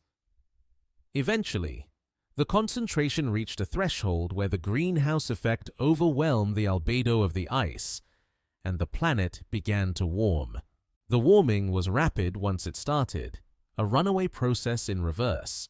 Melting ice exposed darker ocean and land, which absorbed more sunlight, which caused more melting. Within a few thousand years, perhaps less, the planet transitioned from icehouse to hothouse, and the ice sheets retreated. The aftermath of a snowball Earth event was chaotic. The atmosphere held extraordinarily high levels of carbon dioxide, perhaps hundreds of times modern concentrations, creating a powerful greenhouse that drove global temperatures far above those before the glaciation. Intense weathering resumed, consuming the carbon dioxide and depositing thick sequences of carbonate rocks in a geologically brief interval. These cap carbonates, as they are called, sit directly atop glacial deposits in the rock record, a striking juxtaposition of ice and warmth, evidence of the planet's violent oscillation between climatic extremes. The cap carbonates are found globally, on multiple continents, testimony to the planetary scale of the warming. Life, during and after these glaciations, underwent profound changes. The exact mechanisms are debated, but there is evidence that oxygen levels rose significantly during the Neoproterozoic, perhaps reaching levels comparable to modern concentrations, or at least high enough to support larger, more active organisms. One hypothesis is that the glaciations increased nutrient delivery to the oceans through enhanced glacial erosion, fueling photosynthetic productivity once the ice melted. Another is that the formation of the supercontinent Rodinia created shallow continental seas with high rates of organic carbon burial, which removed a sink for oxygen and allowed it to accumulate. A third possibility is that the evolution of eukaryotic algae, with their more efficient photosynthesis, increased oxygen production beyond what cyanobacteria alone could achieve. Whatever the cause, the rise in oxygen had immediate effects. In oxygenated waters, aerobic metabolism became more energetically favorable, and organisms with high metabolic rates, larger, more active, more complex, could thrive. This opened ecological niches that had not existed before. Niches for predators, for swimmers, for organisms that could move and sense and respond to their environment in real time. The first animals evolved in this context, sometime in the Neoproterozoic, probably after the Murray-Knowen glaciation. They were small, soft-bodied, and simple by modern standards, sponges, perhaps, or cnidarian-like creatures. But they represented a fundamental innovation: multicellularity with differentiated tissues, specialized cells organized into functional units, the Ediacaran period, which follows the last of the snowball Earth glaciations, preserves the earliest undisputed fossils of multicellular animals. These are the Ediacaran biota, a peculiar assemblage of soft-bodied organisms unlike anything alive today. They include frond-like forms, quilted discs, and segmented structures, some of which may be early animals. Others, perhaps representatives of extinct kingdoms or grades of organization. The fossils are preserved as impressions in sandstone, delicate traces of organisms that lacked hard skeletons or shells. They lived on the seafloor, in shallow waters, and they may have been sessile filter feeders, photosymbionts, or osmotrophs, absorbing dissolved nutrients directly from the water. Their exact relationships to modern animals are unclear, and some may be evolutionary experiments that left no descendants. What is clear is that by the end of the Neoproterozoic, the stage is set for the Cambrian explosion, for the rapid diversification of animal life that will fill the oceans with trilobites, brachiopods, mollusks, and countless other forms. The oxygen is present, the ecological niches are opening, and the evolutionary toolkit, Hox genes, body plans, developmental programs, is in place. The transformation from a microbial world to an animal-dominated one is about to accelerate, and it will happen in a geological eye blink, a few tens of millions of years that will reshape the biosphere more profoundly than anything since the origin of photosynthesis. But that is the Cambrian story, not the Proterozoics. For now. In the late Neoproterozoic, the planet is oxygenated, recovering from ice, and tentatively experimenting with complexity. The cyanobacteria still photosynthesize, still form their mats in shallow waters, but they are no longer alone. The eukaryotes, the algae, the early animals, all are spreading, diversifying, claiming the world that oxygen has made habitable. The sky is clear, the ocean is breathable, and life, finally, is ready to become something more than microscopic. The oxygen continues to rise, slowly, then more rapidly as the Neoproterozoic progresses. By around 600 million years ago, atmospheric concentrations have climbed to perhaps 15 to 40% of modern levels, high enough to support animals with circulatory systems, with gills or primitive respiratory structures, with metabolic rates that demand constant oxygen delivery. This is a threshold, a crossing from a world where only small, simple organisms can survive to one where complexity is no longer energetically prohibitive. The rise is not smooth. It stutters, fluctuates, dips during glaciations and rebounds afterward. But the overall trend is upward, driven by increased photosynthetic productivity, by the burial of organic carbon in sediments, and by the continued depletion of oxygen sinks.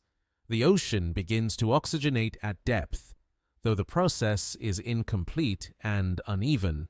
In some regions, particularly in shallow continental seas and upwelling zones, oxygen penetrates to the seafloor, creating fully oxygenated water columns for the first time in Earth's history. In others, the deep remains anoxic, stratified beneath oxygenated surface layers, and these anoxic zones persist as refugia for anaerobic microbes.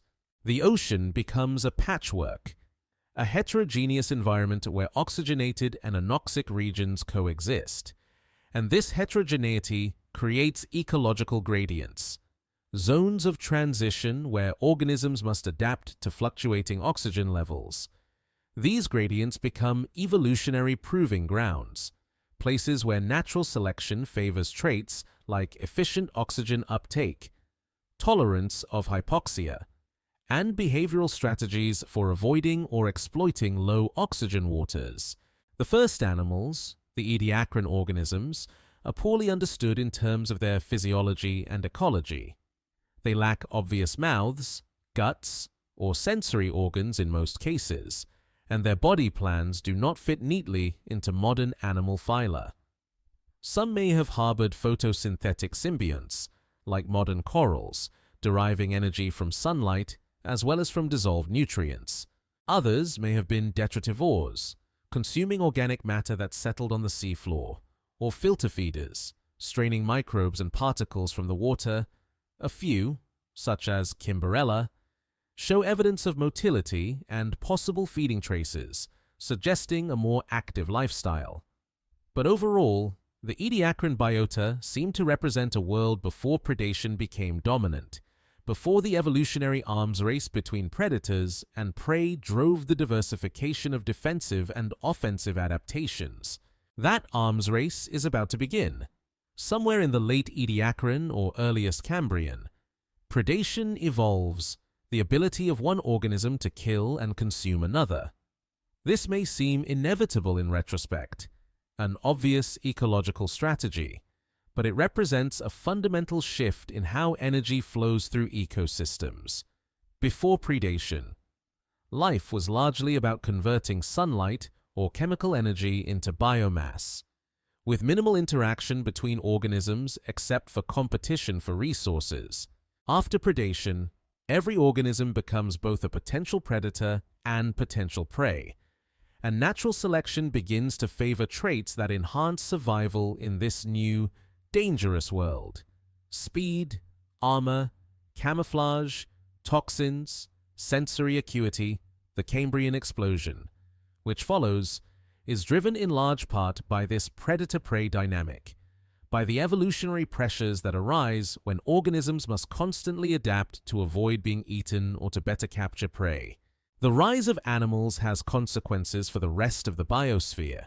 Animals excrete waste, consume oxygen, disturb sediments, and in doing so they alter the chemistry of the water and seafloor. They also graze on microbial mats, reducing the abundance of stromatolites and other microbial structures that once dominated shallow marine environments. The microbial world does not disappear, but it is pushed into the background, its visible structures largely replaced by animal-dominated ecosystems. This marks the end of the stromatolite era, the conclusion of a mode of life that had persisted for over 3 billion years. Stromatolites will survive, will persist in marginal environments where animals cannot easily graze them, but they will never again be the dominant visible life form on the planet. The continents, meanwhile, remain largely barren. A few pioneering organisms, perhaps lichens or lichen-like symbioses between fungi and algae, perhaps microbial crusts of cyanobacteria, begin to colonize damp, sheltered locations on land. But true terrestrial ecosystems are still hundreds of millions of years away. The land is rock, soilless, scoured by wind and rain, and it will not become green until plants evolve in the Ordovician or Silurian. For now, the land is a source of sediment, a passive participant in the planet's geochemistry, weathering slowly and delivering nutrients to the sea. The action, the biological innovation, remains in the oceans. The transition from the Ediacaran to the Cambrian is not marked by a sudden event, but by a gradual increase in the diversity and complexity of animal life. Small shelly fossils appear first, tiny mineralized structures, spines, scales, shells that represent early experiments with hard parts. These are followed by the first trilobites, arthropods with segmented bodies and compound eyes, highly mobile and successful, brachiopods, mollusks, echinoderms, chordates, all appear in rapid succession, diversifying into forms that will dominate marine ecosystems for hundreds of millions of years. The Cambrian explosion is often described as sudden, but it still takes place over perhaps 20 to 30 million years, a long span by human standards, but brief by geological ones. It is an explosion only in comparison to the slow pace of evolution in the Proterozoic, and it is enabled, fundamentally, by oxygen. Without oxygen, none of this would be possible. Large animals require high metabolic rates to power their muscles, nervous systems, and sensory organs, and high metabolic rates require efficient oxygen delivery, circulatory systems, respiratory structures, hemoglobin, and other oxygen-binding proteins. All of these are adaptations to the challenges of extracting oxygen from water or air and transporting it to cells throughout the body. In a low-oxygen world, these adaptations would be insufficient, and large, active animals could not exist. The Great Oxygenation Event and the subsequent rise in oxygen during the Neo-Proterozoic are preconditions for animal life, necessary steps in a causal chain that leads from cyanobacteria to trilobites, from photosynthesis to predation. But the connection is indirect, mediated by billions of years and countless evolutionary innovations. The cyanobacteria that first began producing oxygen in the Archean had no knowledge of animals, no capacity to foresee the consequences of their metabolism. They simply lived, divided, and photosynthesized, and the oxygen was a byproduct, waste. Yet that waste accumulated, transformed the planet, and eventually created the conditions that made complex life possible. It is a reminder that evolutionary outcomes are contingent, that the history of life is not a march toward complexity, but a series of accidents, innovations, and environmental changes that interact in unpredictable ways. The cyanobacteria did not intend to oxygenate the planet, and the planet did not intend to support animals. But both happened nonetheless, driven by the simple, relentless logic of metabolism and chemistry. The oxygen levels stabilize, more or less, at values close to modern concentrations by the late Cambrian. There will be fluctuations, times when oxygen rises above or dips below current levels, but the overall chemistry of the atmosphere is now set. The Great Oxygenation Event is complete, or as complete as it will ever be, and the planet has crossed into a new state, one where oxygen is abundant, where aerobic metabolism dominates, where the old anoxic world survives only in isolated refugia. It has taken nearly 2 billion years, from the first whiffs of oxygen to the oxygenated Cambrian seas, and the transformation is total. The air is breathable, the ocean is blue, and life, no longer microbial and patient, has become visible, diverse, and restless.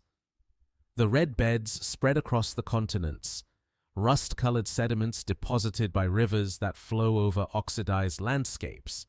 These sediments are ubiquitous by the Cambrian, found on every landmass, evidence that atmospheric oxygen is now weathering rock efficiently wherever water and air meet stone. The iron in the red beds has been oxidized from ferrous to ferric, transformed by the oxygen that saturates the atmosphere, and this oxidation continues relentlessly, grain by grain, as long as there is fresh rock to weather and water to carry the oxidized particles away. The red beds are a visible signature of an oxygenated planet, a color that would not exist in a reducing atmosphere, and they will continue to form for the rest of Earth's history. The banded iron formations, by contrast, have ceased. The last major deposits date to around 1.8 billion years ago, and after that, they become rare, confined to unusual settings where local anoxia and high iron concentrations briefly recreate the conditions of the Archean Ocean.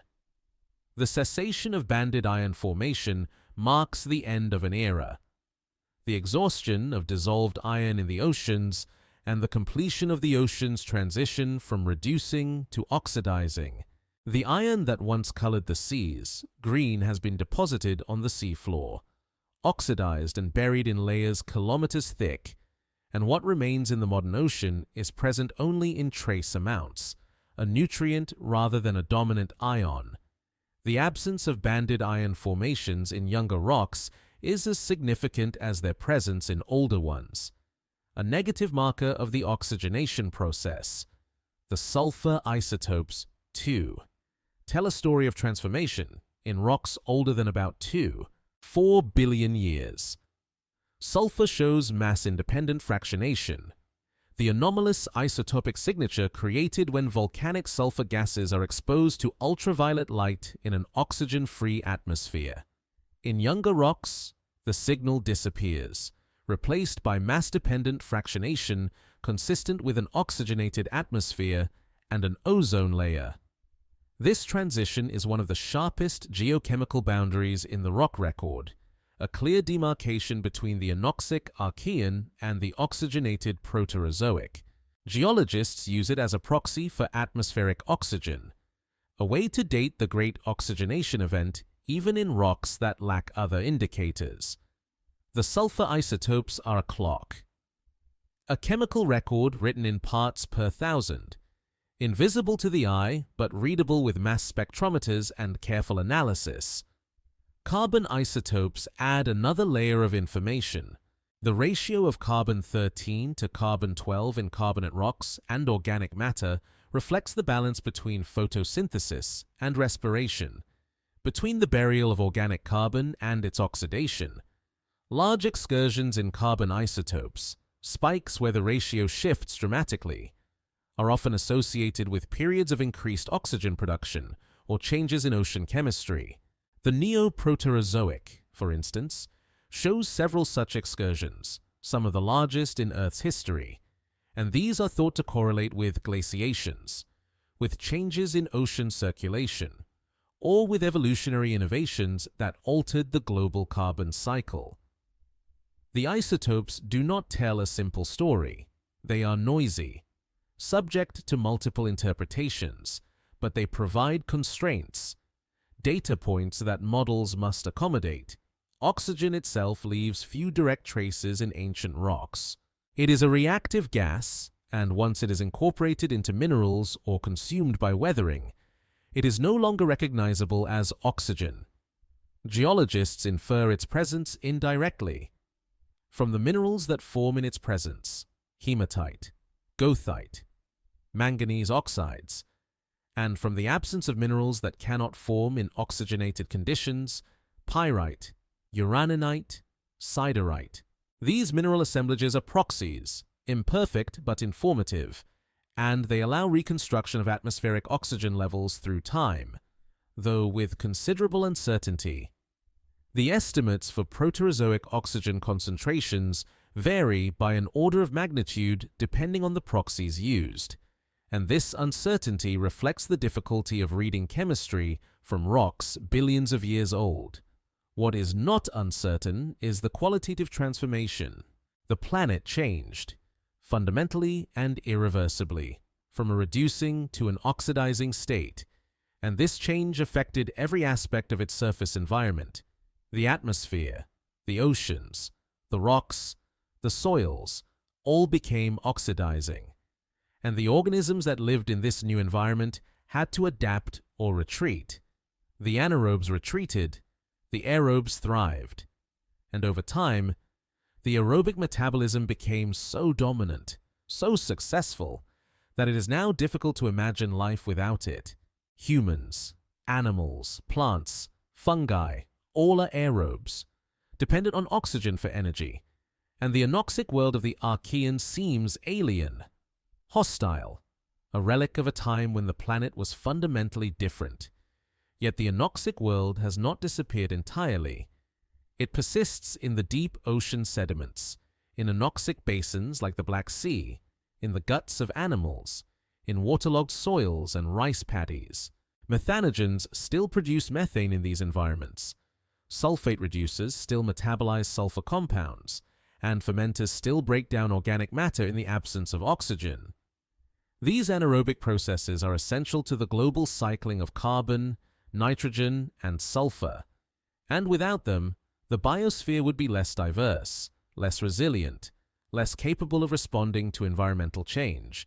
The anaerobes are not evolutionary failures, not inferior organisms, but specialists, adapted to niches where oxygen is scarce or absent.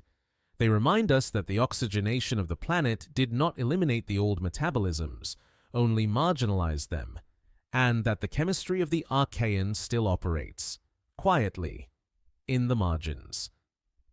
The cyanobacteria themselves continue, largely unchanged, through all of this. They are among the most ancient organisms still alive, representatives of a lineage that stretches back at least 2.7 billion years and possibly further. Modern cyanobacteria are not identical to their Archean ancestors. They have evolved, diversified, adapted to new environments, but they remain fundamentally similar, still performing oxygenic photosynthesis, still forming mats and filaments, still releasing oxygen as a byproduct. They are found in oceans, lakes, rivers, hot springs, deserts, Antarctica.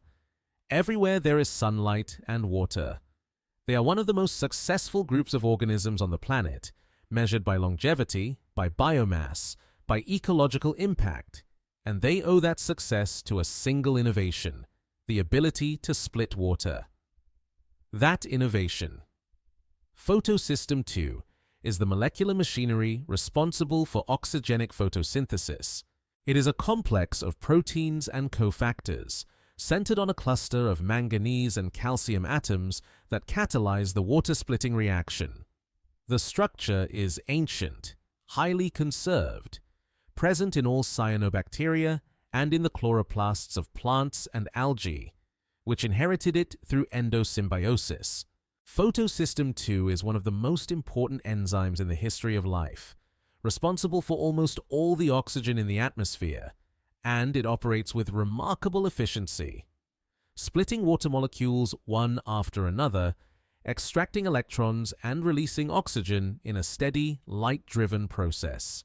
It is a molecular engine evolved billions of years ago, still running today. The evolution of photosystem 2 itself is poorly understood. It likely arose from simpler photosystems that used other electron donors, modified and refined through mutation and selection until it could use water. The transition was probably gradual, involving intermediate forms that are not preserved in the fossil record and cannot be reconstructed with certainty.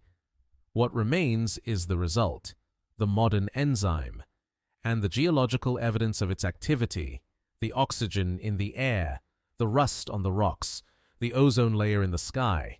The evolution of photosystem 2 was a contingent event, dependent on specific mutations occurring in specific lineages at specific times, and it might not have happened at all. But it did, and the consequences were planetary. The oxygen continues to drift through the atmosphere, molecule by molecule, produced by photosynthesis and consumed by respiration, weathering, and oxidation. The balance between production and consumption determines the concentration, and that balance has shifted over geological time, but it remains within bounds, neither rising indefinitely nor collapsing to zero. The atmosphere has reached a kind of dynamic equilibrium, fluctuating around a set point maintained by feedbacks between biology, geology, and chemistry. It is a stable state, but not a static one, and it will continue to evolve as the planet ages, as the sun brightens, as life continues to innovate and adapt. For now, the transformation is complete. The planet is oxygenated. The Great Oxygenation Event, which began more than 2 billion years ago, has run its course, and the world that emerges is the world we recognize. Blue oceans, clear skies, rusting rocks, and life. Complex and diverse, breathing the air that cyanobacteria made. The quiet dominance of the photosynthesizers continues, unbroken. Through the ages, cyanobacteria spread across the planet, inhabiting every niche where light and water coincide. From tropical reefs to polar meltwater ponds, from the surface ocean to the thin films of moisture on desert rocks, they have become, in a sense, invisible, so ubiquitous that they are taken for granted. But their metabolic activity underpins almost every ecosystem on Earth. They are primary producers, the base of food webs, the organisms that convert sunlight into biomass that other organisms consume. Without them, the oceans would be barren, the atmosphere would be anoxic, and complex life would not exist. Algae. The eukaryotic photosynthesizers that evolved through endosymbiosis have joined the cyanobacteria as primary producers, and in many environments they have become dominant. Green algae, red algae, brown algae, diatoms, dinoflagellates, each group represents a separate endosymbiotic event or a later diversification, and together they account for a significant fraction of global photosynthesis. The diatoms, in particular, are extraordinarily productive, forming blooms in nutrient-rich waters and sinking to the seafloor as a rain of organic matter that feeds deep-sea ecosystems. The algae are more efficient in some ways than cyanobacteria, better at competing for nutrients or light, and they have displaced cyanobacteria in many open ocean and freshwater environments, but the cyanobacteria persist, adapting, colonizing new niches, surviving on land. The evolution of plants around 470 million years ago marked another major expansion of photosynthesis. Plants are descended from green algae, and they carry chloroplasts inherited from cyanobacteria through that algal ancestor. The colonization of land required new adaptations: roots to anchor and absorb water, vascular tissues to transport fluids, cuticles to prevent desiccation, structures for reproduction in air, but the fundamental photosynthetic machinery remained the same. Photosystem 2. The water-splitting enzyme operates in plant chloroplasts just as it does in cyanobacteria, unchanged in its essential function after billions of years. The greening of the land was a transformative event, altering weathering rates, stabilizing soils, and further increasing atmospheric oxygen. But it was built on the foundation laid by cyanobacteria in the Archean. The oxygen cycle, the global flow of oxygen through the atmosphere, oceans, and biosphere, is now driven by the interplay of photosynthesis and respiration, burial and weathering. Photosynthesis produces oxygen, respiration and decay consume it, and the balance between these processes determines atmospheric concentrations. The burial of organic carbon, locked away in sediments where it cannot be oxidized, is a net source of oxygen, while volcanic degassing of reduced gases and weathering of reduced minerals are sinks. The system is complex, with feedbacks that operate on timescales from seconds to millions of years, but it is self-regulating to an extent. If oxygen levels rise too high, fires become more frequent, consuming biomass and releasing carbon dioxide. If they fall too low, aerobic organisms decline, photosynthesis increases relative to respiration, and oxygen rises again. The current atmospheric oxygen concentration, around 21%, is thought to be near the upper limit for a stable atmosphere. At much higher concentrations, even wet vegetation becomes flammable, and wildfires would burn uncontrollably, devastating ecosystems and consuming the organic matter that supports oxygen production. There is evidence that oxygen levels were higher in the Carboniferous, perhaps as high as 35%, and this may have contributed to the gigantism of insects and other arthropods during that period. Giant dragonflies with wingspans of 70 centimeters, millipedes over 2 meters long.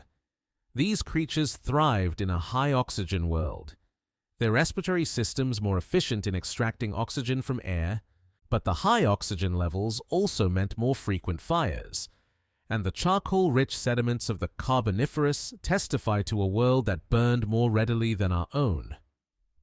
The Carboniferous itself, named for its vast coal deposits, represents a period when photosynthesis outpaced decomposition on a massive scale. Forests of tree-sized lycophytes, horsetails, and early conifers grew in swampy lowlands, accumulating plant matter faster than fungi and bacteria could break it down. The reason for this imbalance is debated, perhaps lignin. The structural polymer in wood had recently evolved and decomposers had not yet adapted to digest it efficiently. Perhaps the swampy, anoxic conditions inhibited decay. Whatever the cause, vast quantities of organic carbon were buried, removed from the carbon cycle, and eventually transformed into coal. The burial of this carbon was a net source of oxygen, and atmospheric concentrations rose accordingly, reaching their Phanerozoic peak. But the Carboniferous also illustrates the impermanence of these states. Eventually, decomposers evolved enzymes capable of breaking down lignin, and the rate of organic carbon burial declined. Oxygen levels fell, the giant insects went extinct, unable to survive in a lower oxygen atmosphere. The coal swamps dried or were uplifted by tectonic forces and ceased to accumulate organic matter. The system returned to something closer to equilibrium, with oxygen levels stabilizing near modern values. It is a reminder that even planetary-scale processes are transient, that the oxygen cycle has a history, a trajectory shaped by evolution and geology and the contingencies of Earth's development. The deep ocean, once entirely anoxic, is now oxygenated almost throughout, with oxygen delivered to the abyss by thermohaline circulation. The slow overturning of ocean water driven by differences in temperature and salinity. Cold, dense water sinks at high latitudes, carrying oxygen from the surface to the deep, and this deep water spreads across the ocean basins, oxygenating the abyss. The process is slow. A parcel of water may take 1,000 years to complete the circuit, but it is continuous, and it has transformed the deep ocean from an anoxic refuge for anaerobes into a habitat for aerobic life. Deep-sea fish, crustaceans, echinoderms, and countless other organisms now inhabit the abyss, all dependent on the oxygen delivered by circulation.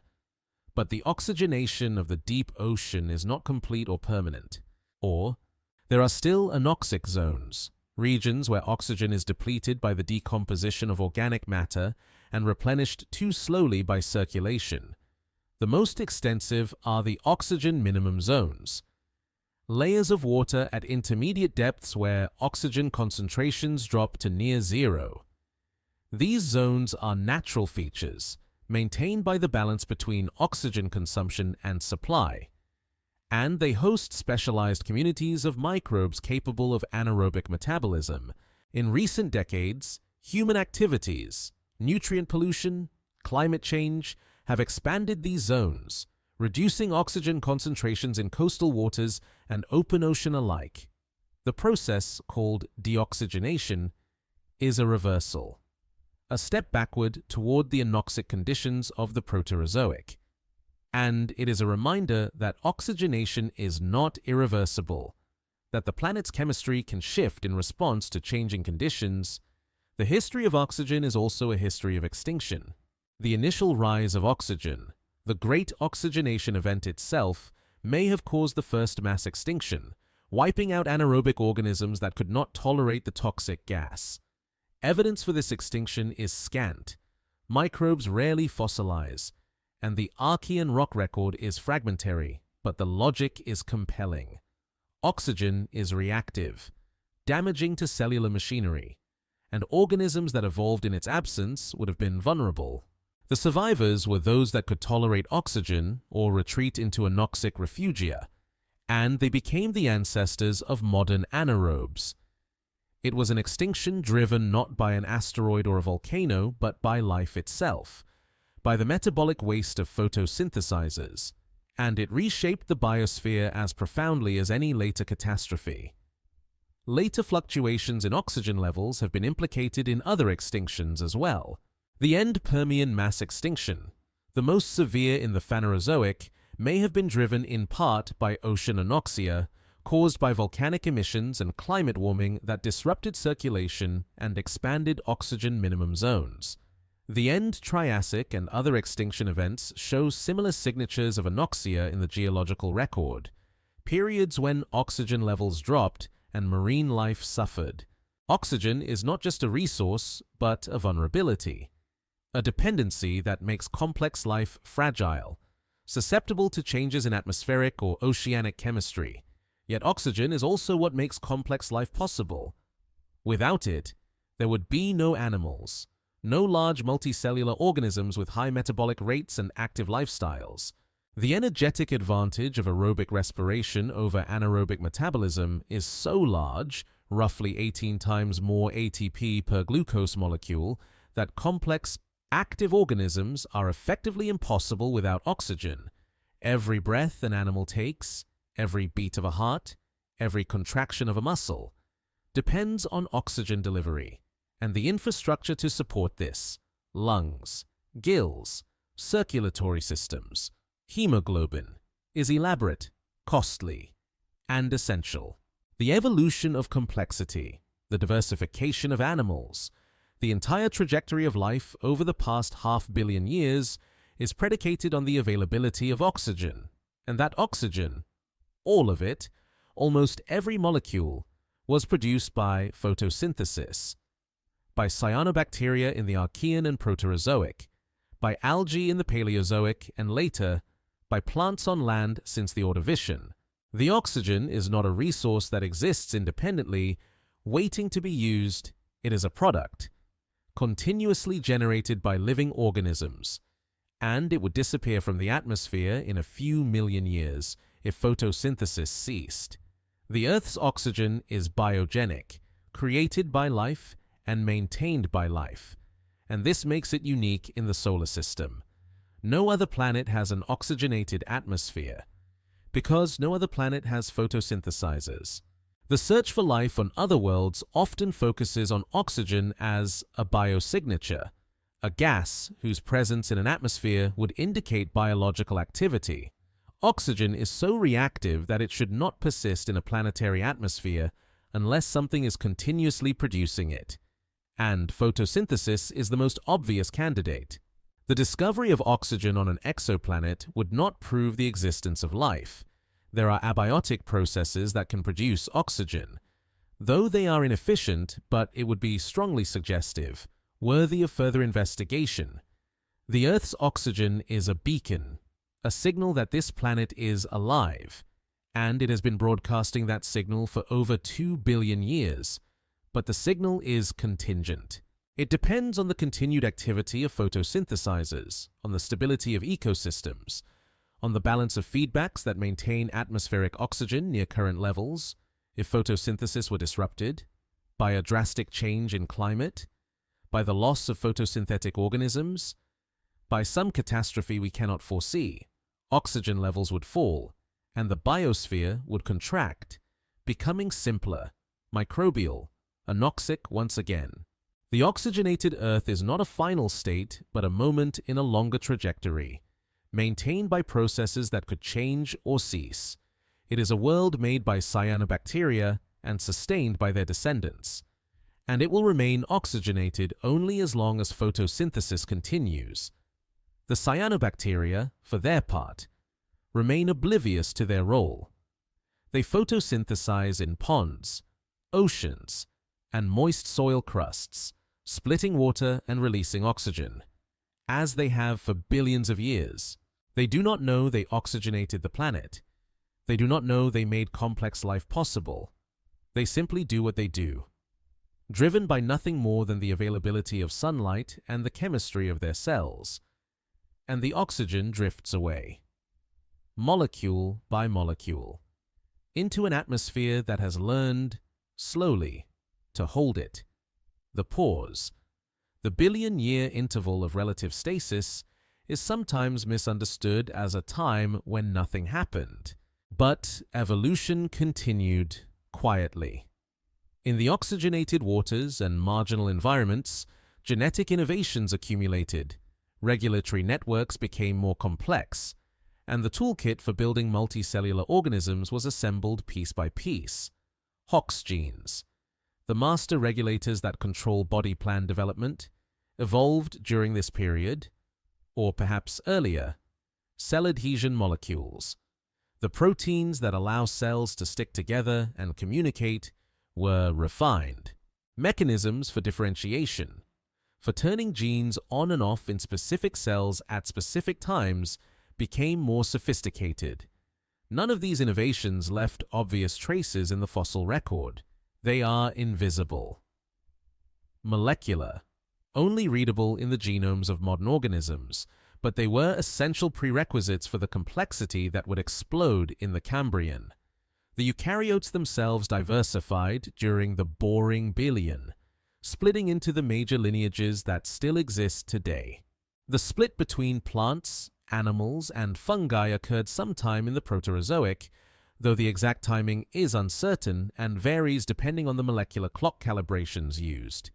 Each lineage developed its own strategies for survival, its own ecological roles. Plants became photosynthesizers, algae that eventually colonized land. Animals became consumers, heterotrophs that fed on other organisms. Fungi became decomposers, breaking down dead organic matter and recycling nutrients. These roles were not rigid. There are photosynthetic animals, carnivorous plants, parasitic fungi, but they represent broad trends, ecological strategies that have persisted for hundreds of millions of years. The evolution of sex, of sexual reproduction with meiosis and recombination, also occurred sometime in the Proterozoic, probably early in eukaryotic history. Sex is costly.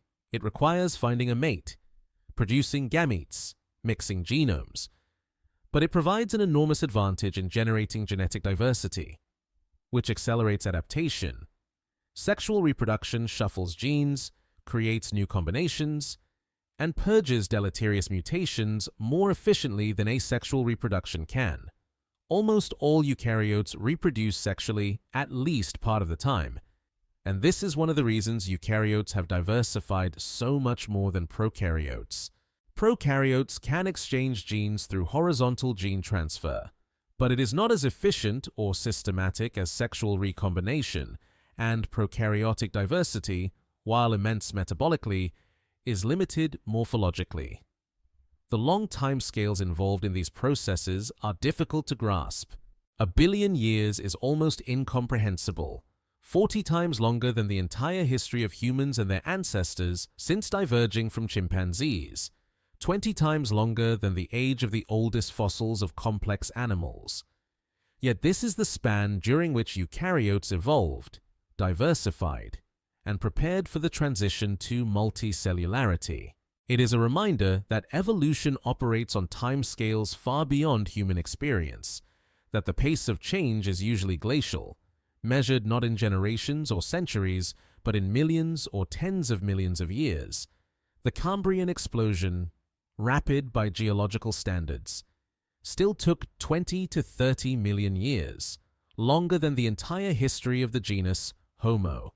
The oxygen that made all of this possible remains at relatively low levels for most of the Proterozoic, a constraint that limited the size and complexity of organisms. Small size is not inherently disadvantageous. Microbes are extraordinarily successful, and many small animals thrive today, but it limits ecological roles. Large predators, fast swimmers, organisms with complex sensory and nervous systems all require high metabolic rates that are only possible with abundant oxygen. The boring billion was boring in part because oxygen levels were not high enough to support these innovations, and life remained small, simple, and slow. The Neo-Proterozoic rise in oxygen removed this constraint, and the result was an explosion of complexity that transformed the biosphere.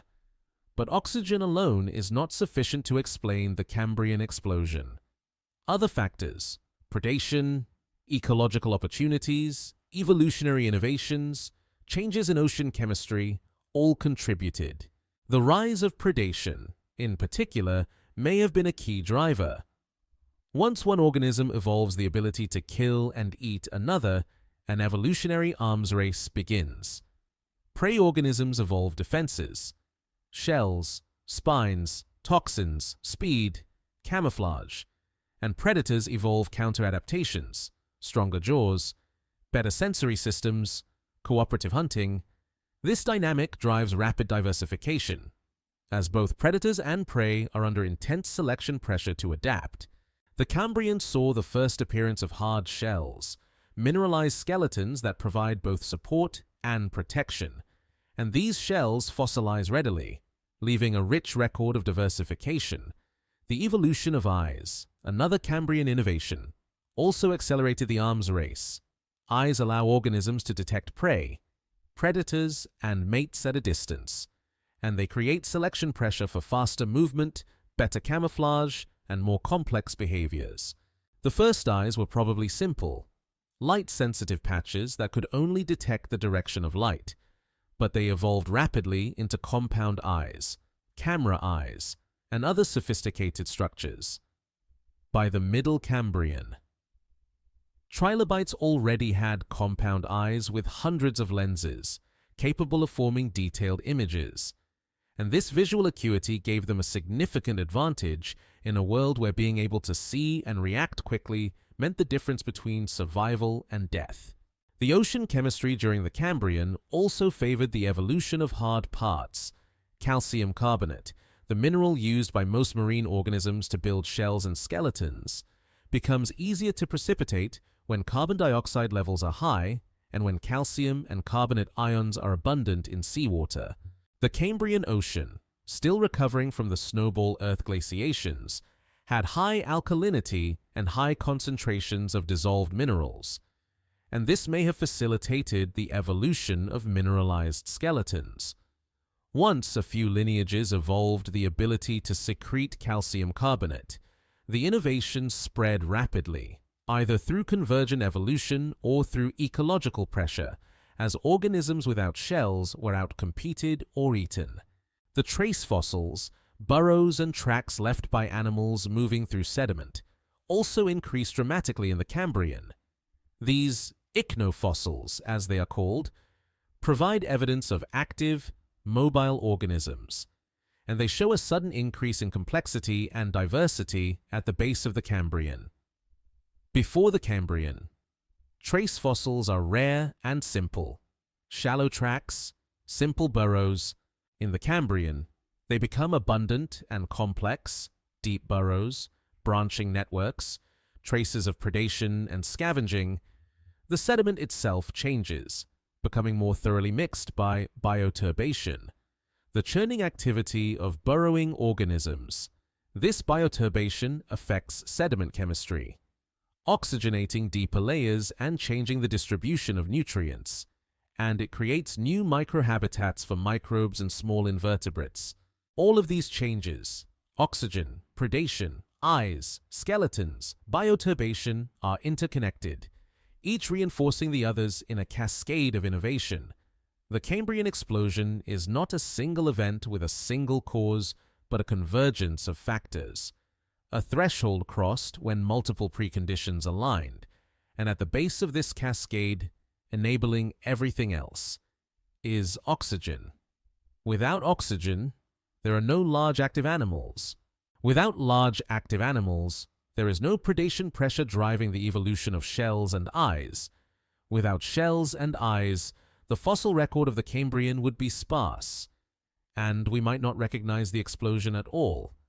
Oxygen is the foundation, the chemical precondition, and it was built by cyanobacteria slowly, over billions of years. The irony is quiet and total. The organisms that oxygenated the planet, that made the Cambrian explosion possible, were themselves marginalized by the changes they caused. Cyanobacteria, once the dominant photosynthesizers, were outcompeted by algae in many environments, grazed by animals. relegated to marginal niches. Stromatolites. The structures they built declined precipitously after the rise of animals, reduced from ubiquitous to rare. The cyanobacteria did not benefit from oxygenation in any obvious way. They were already adapted to oxygen, already producing it, but they created the conditions for other organisms to thrive, and those organisms displaced them. It is a reminder that evolutionary success is not about foresight or intention, but about immediate survival and reproduction, and that the long-term consequences of an innovation are often invisible to the organisms that evolve it. Yet the cyanobacteria persist. As they have for billions of years, they are still here, still photosynthesizing, still releasing oxygen.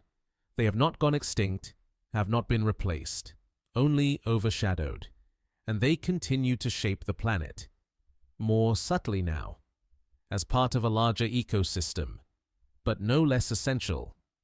The oxygen they produce still circulates through the atmosphere.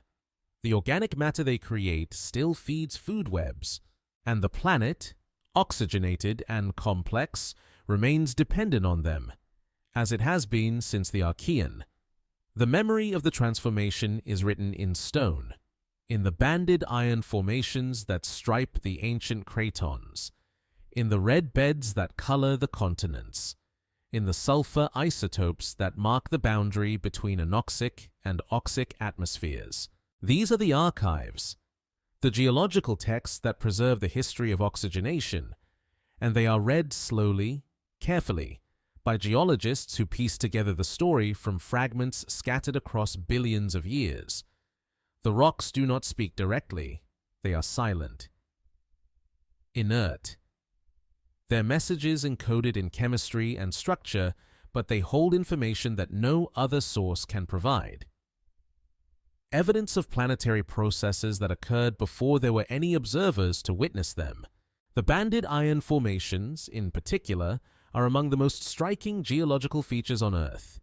They are found in ancient shields on every continent, the Hamersley Basin in Australia, the Transvaal supergroup in South Africa, the Anomaly group in North America, and they represent the largest iron ore deposits in the world.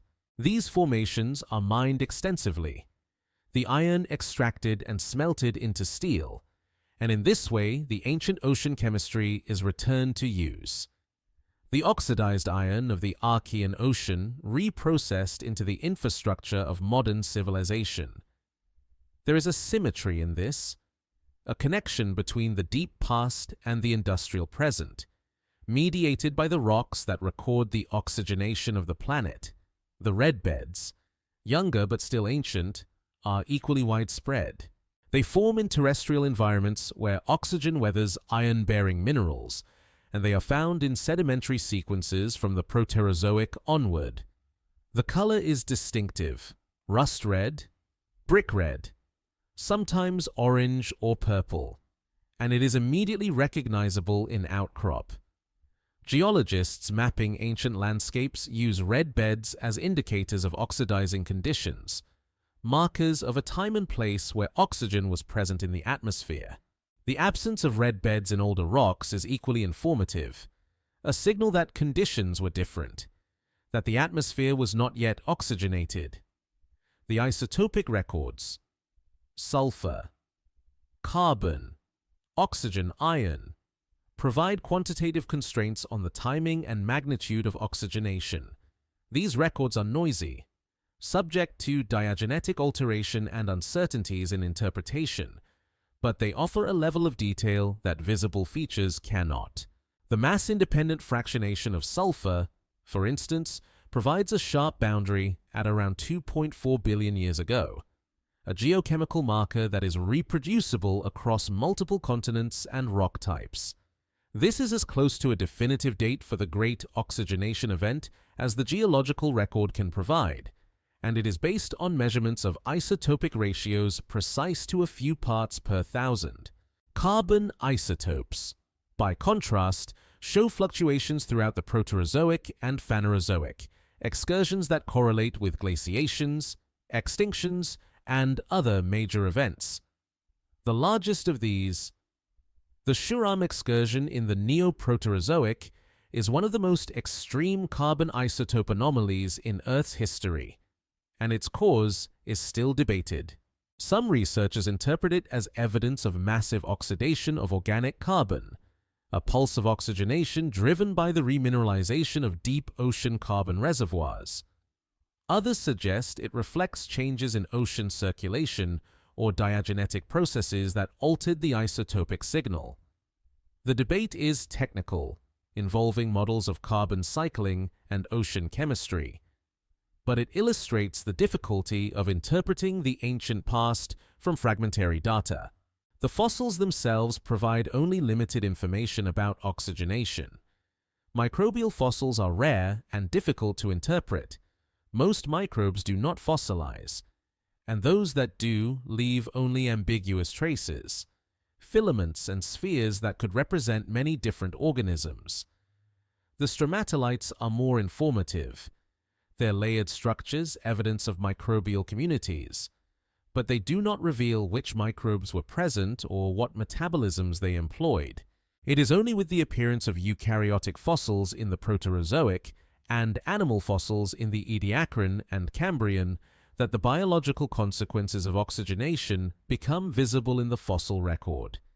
And even then, the fossils are snapshots, brief glimpses of organisms that lived and died, leaving behind only the hardest parts of their bodies or the impressions of their forms in sediment. The uncertainties are humbling. Despite decades of research, despite sophisticated analytical techniques and detailed models, there is much about the great oxygenation event that remains unknown. The exact timing of key transitions, the mechanisms that drove oxygen to rise or fall, the biological innovations that enabled oxygenic photosynthesis, all of these are subjects of ongoing debate, constrained by data but not fully resolved. The deep past is accessible only through its traces, and those traces are incomplete, altered by time, open to multiple interpretations.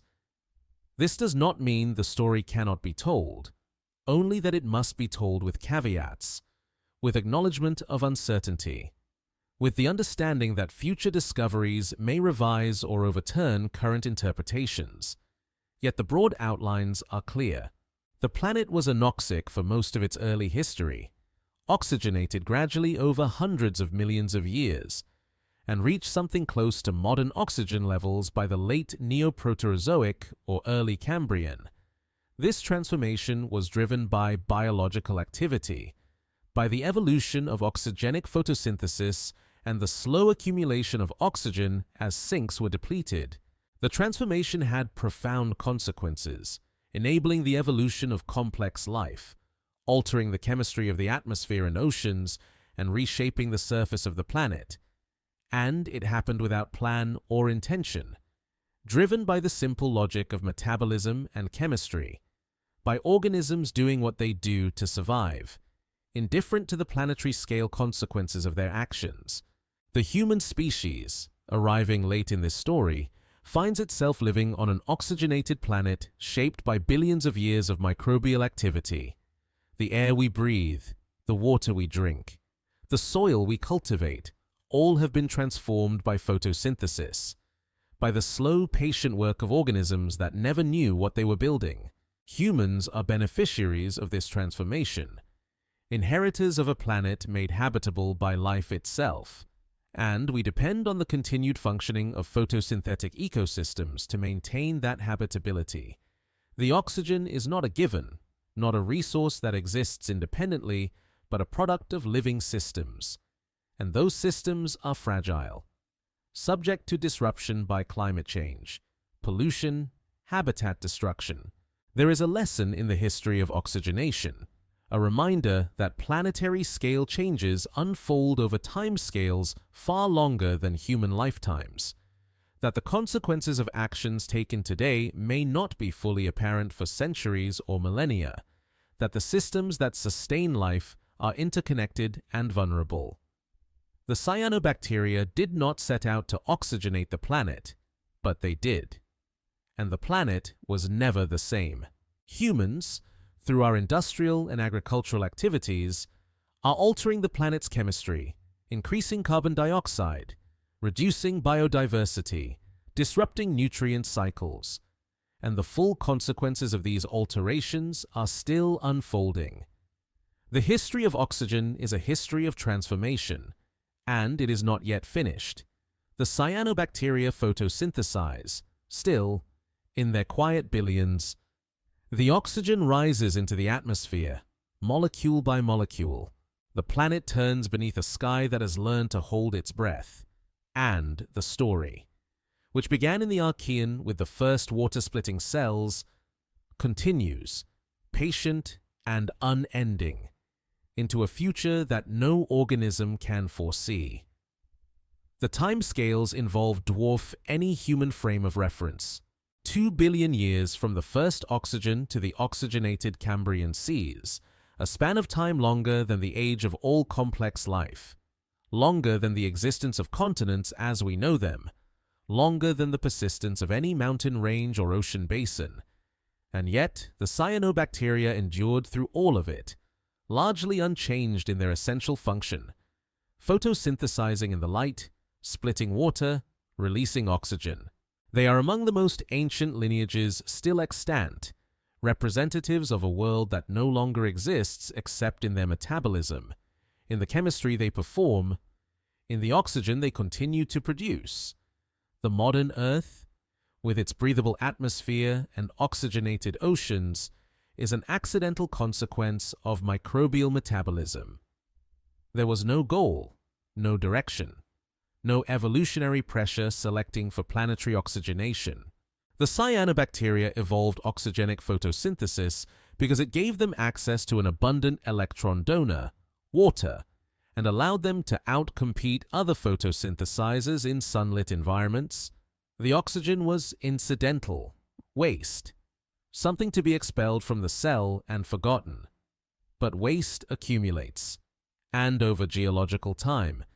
The accumulated waste of countless trillions of cells transformed the planet.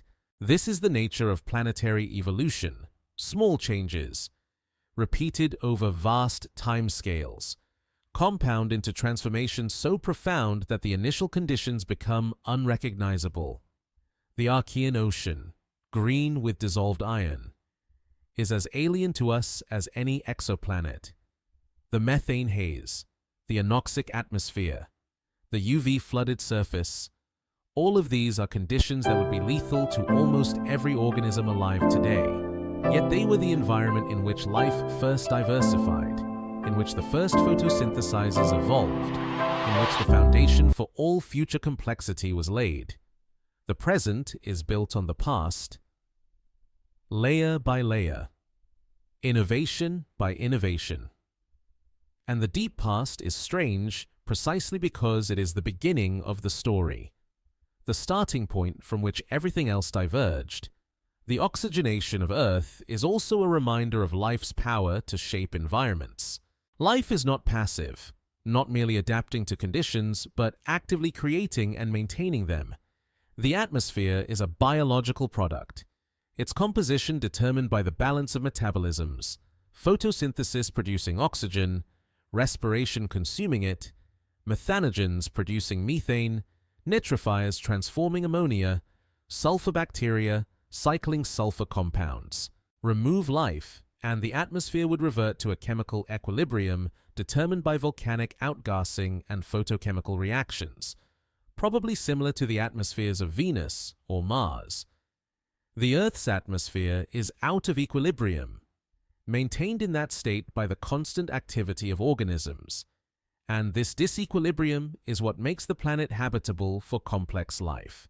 James Lovelock, in proposing the Gaia hypothesis, argued that the Earth functions as a kind of self-regulating system, with life and environment coupled in feedbacks that maintain conditions suitable for life.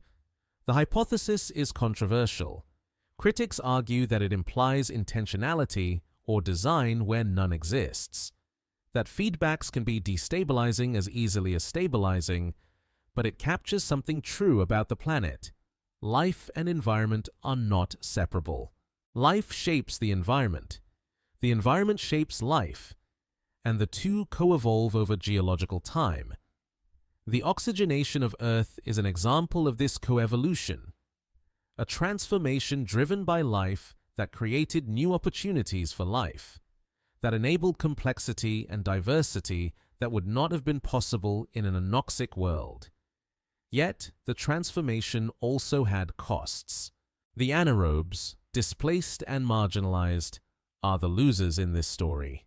Organisms that thrived for billions of years before oxygen made their world uninhabitable. They persist, but only in refugia, and their metabolic strategies, once universal, are now specialized. The Great Oxygenation Event was not a triumph for all life, only for those lineages that could tolerate or exploit oxygen.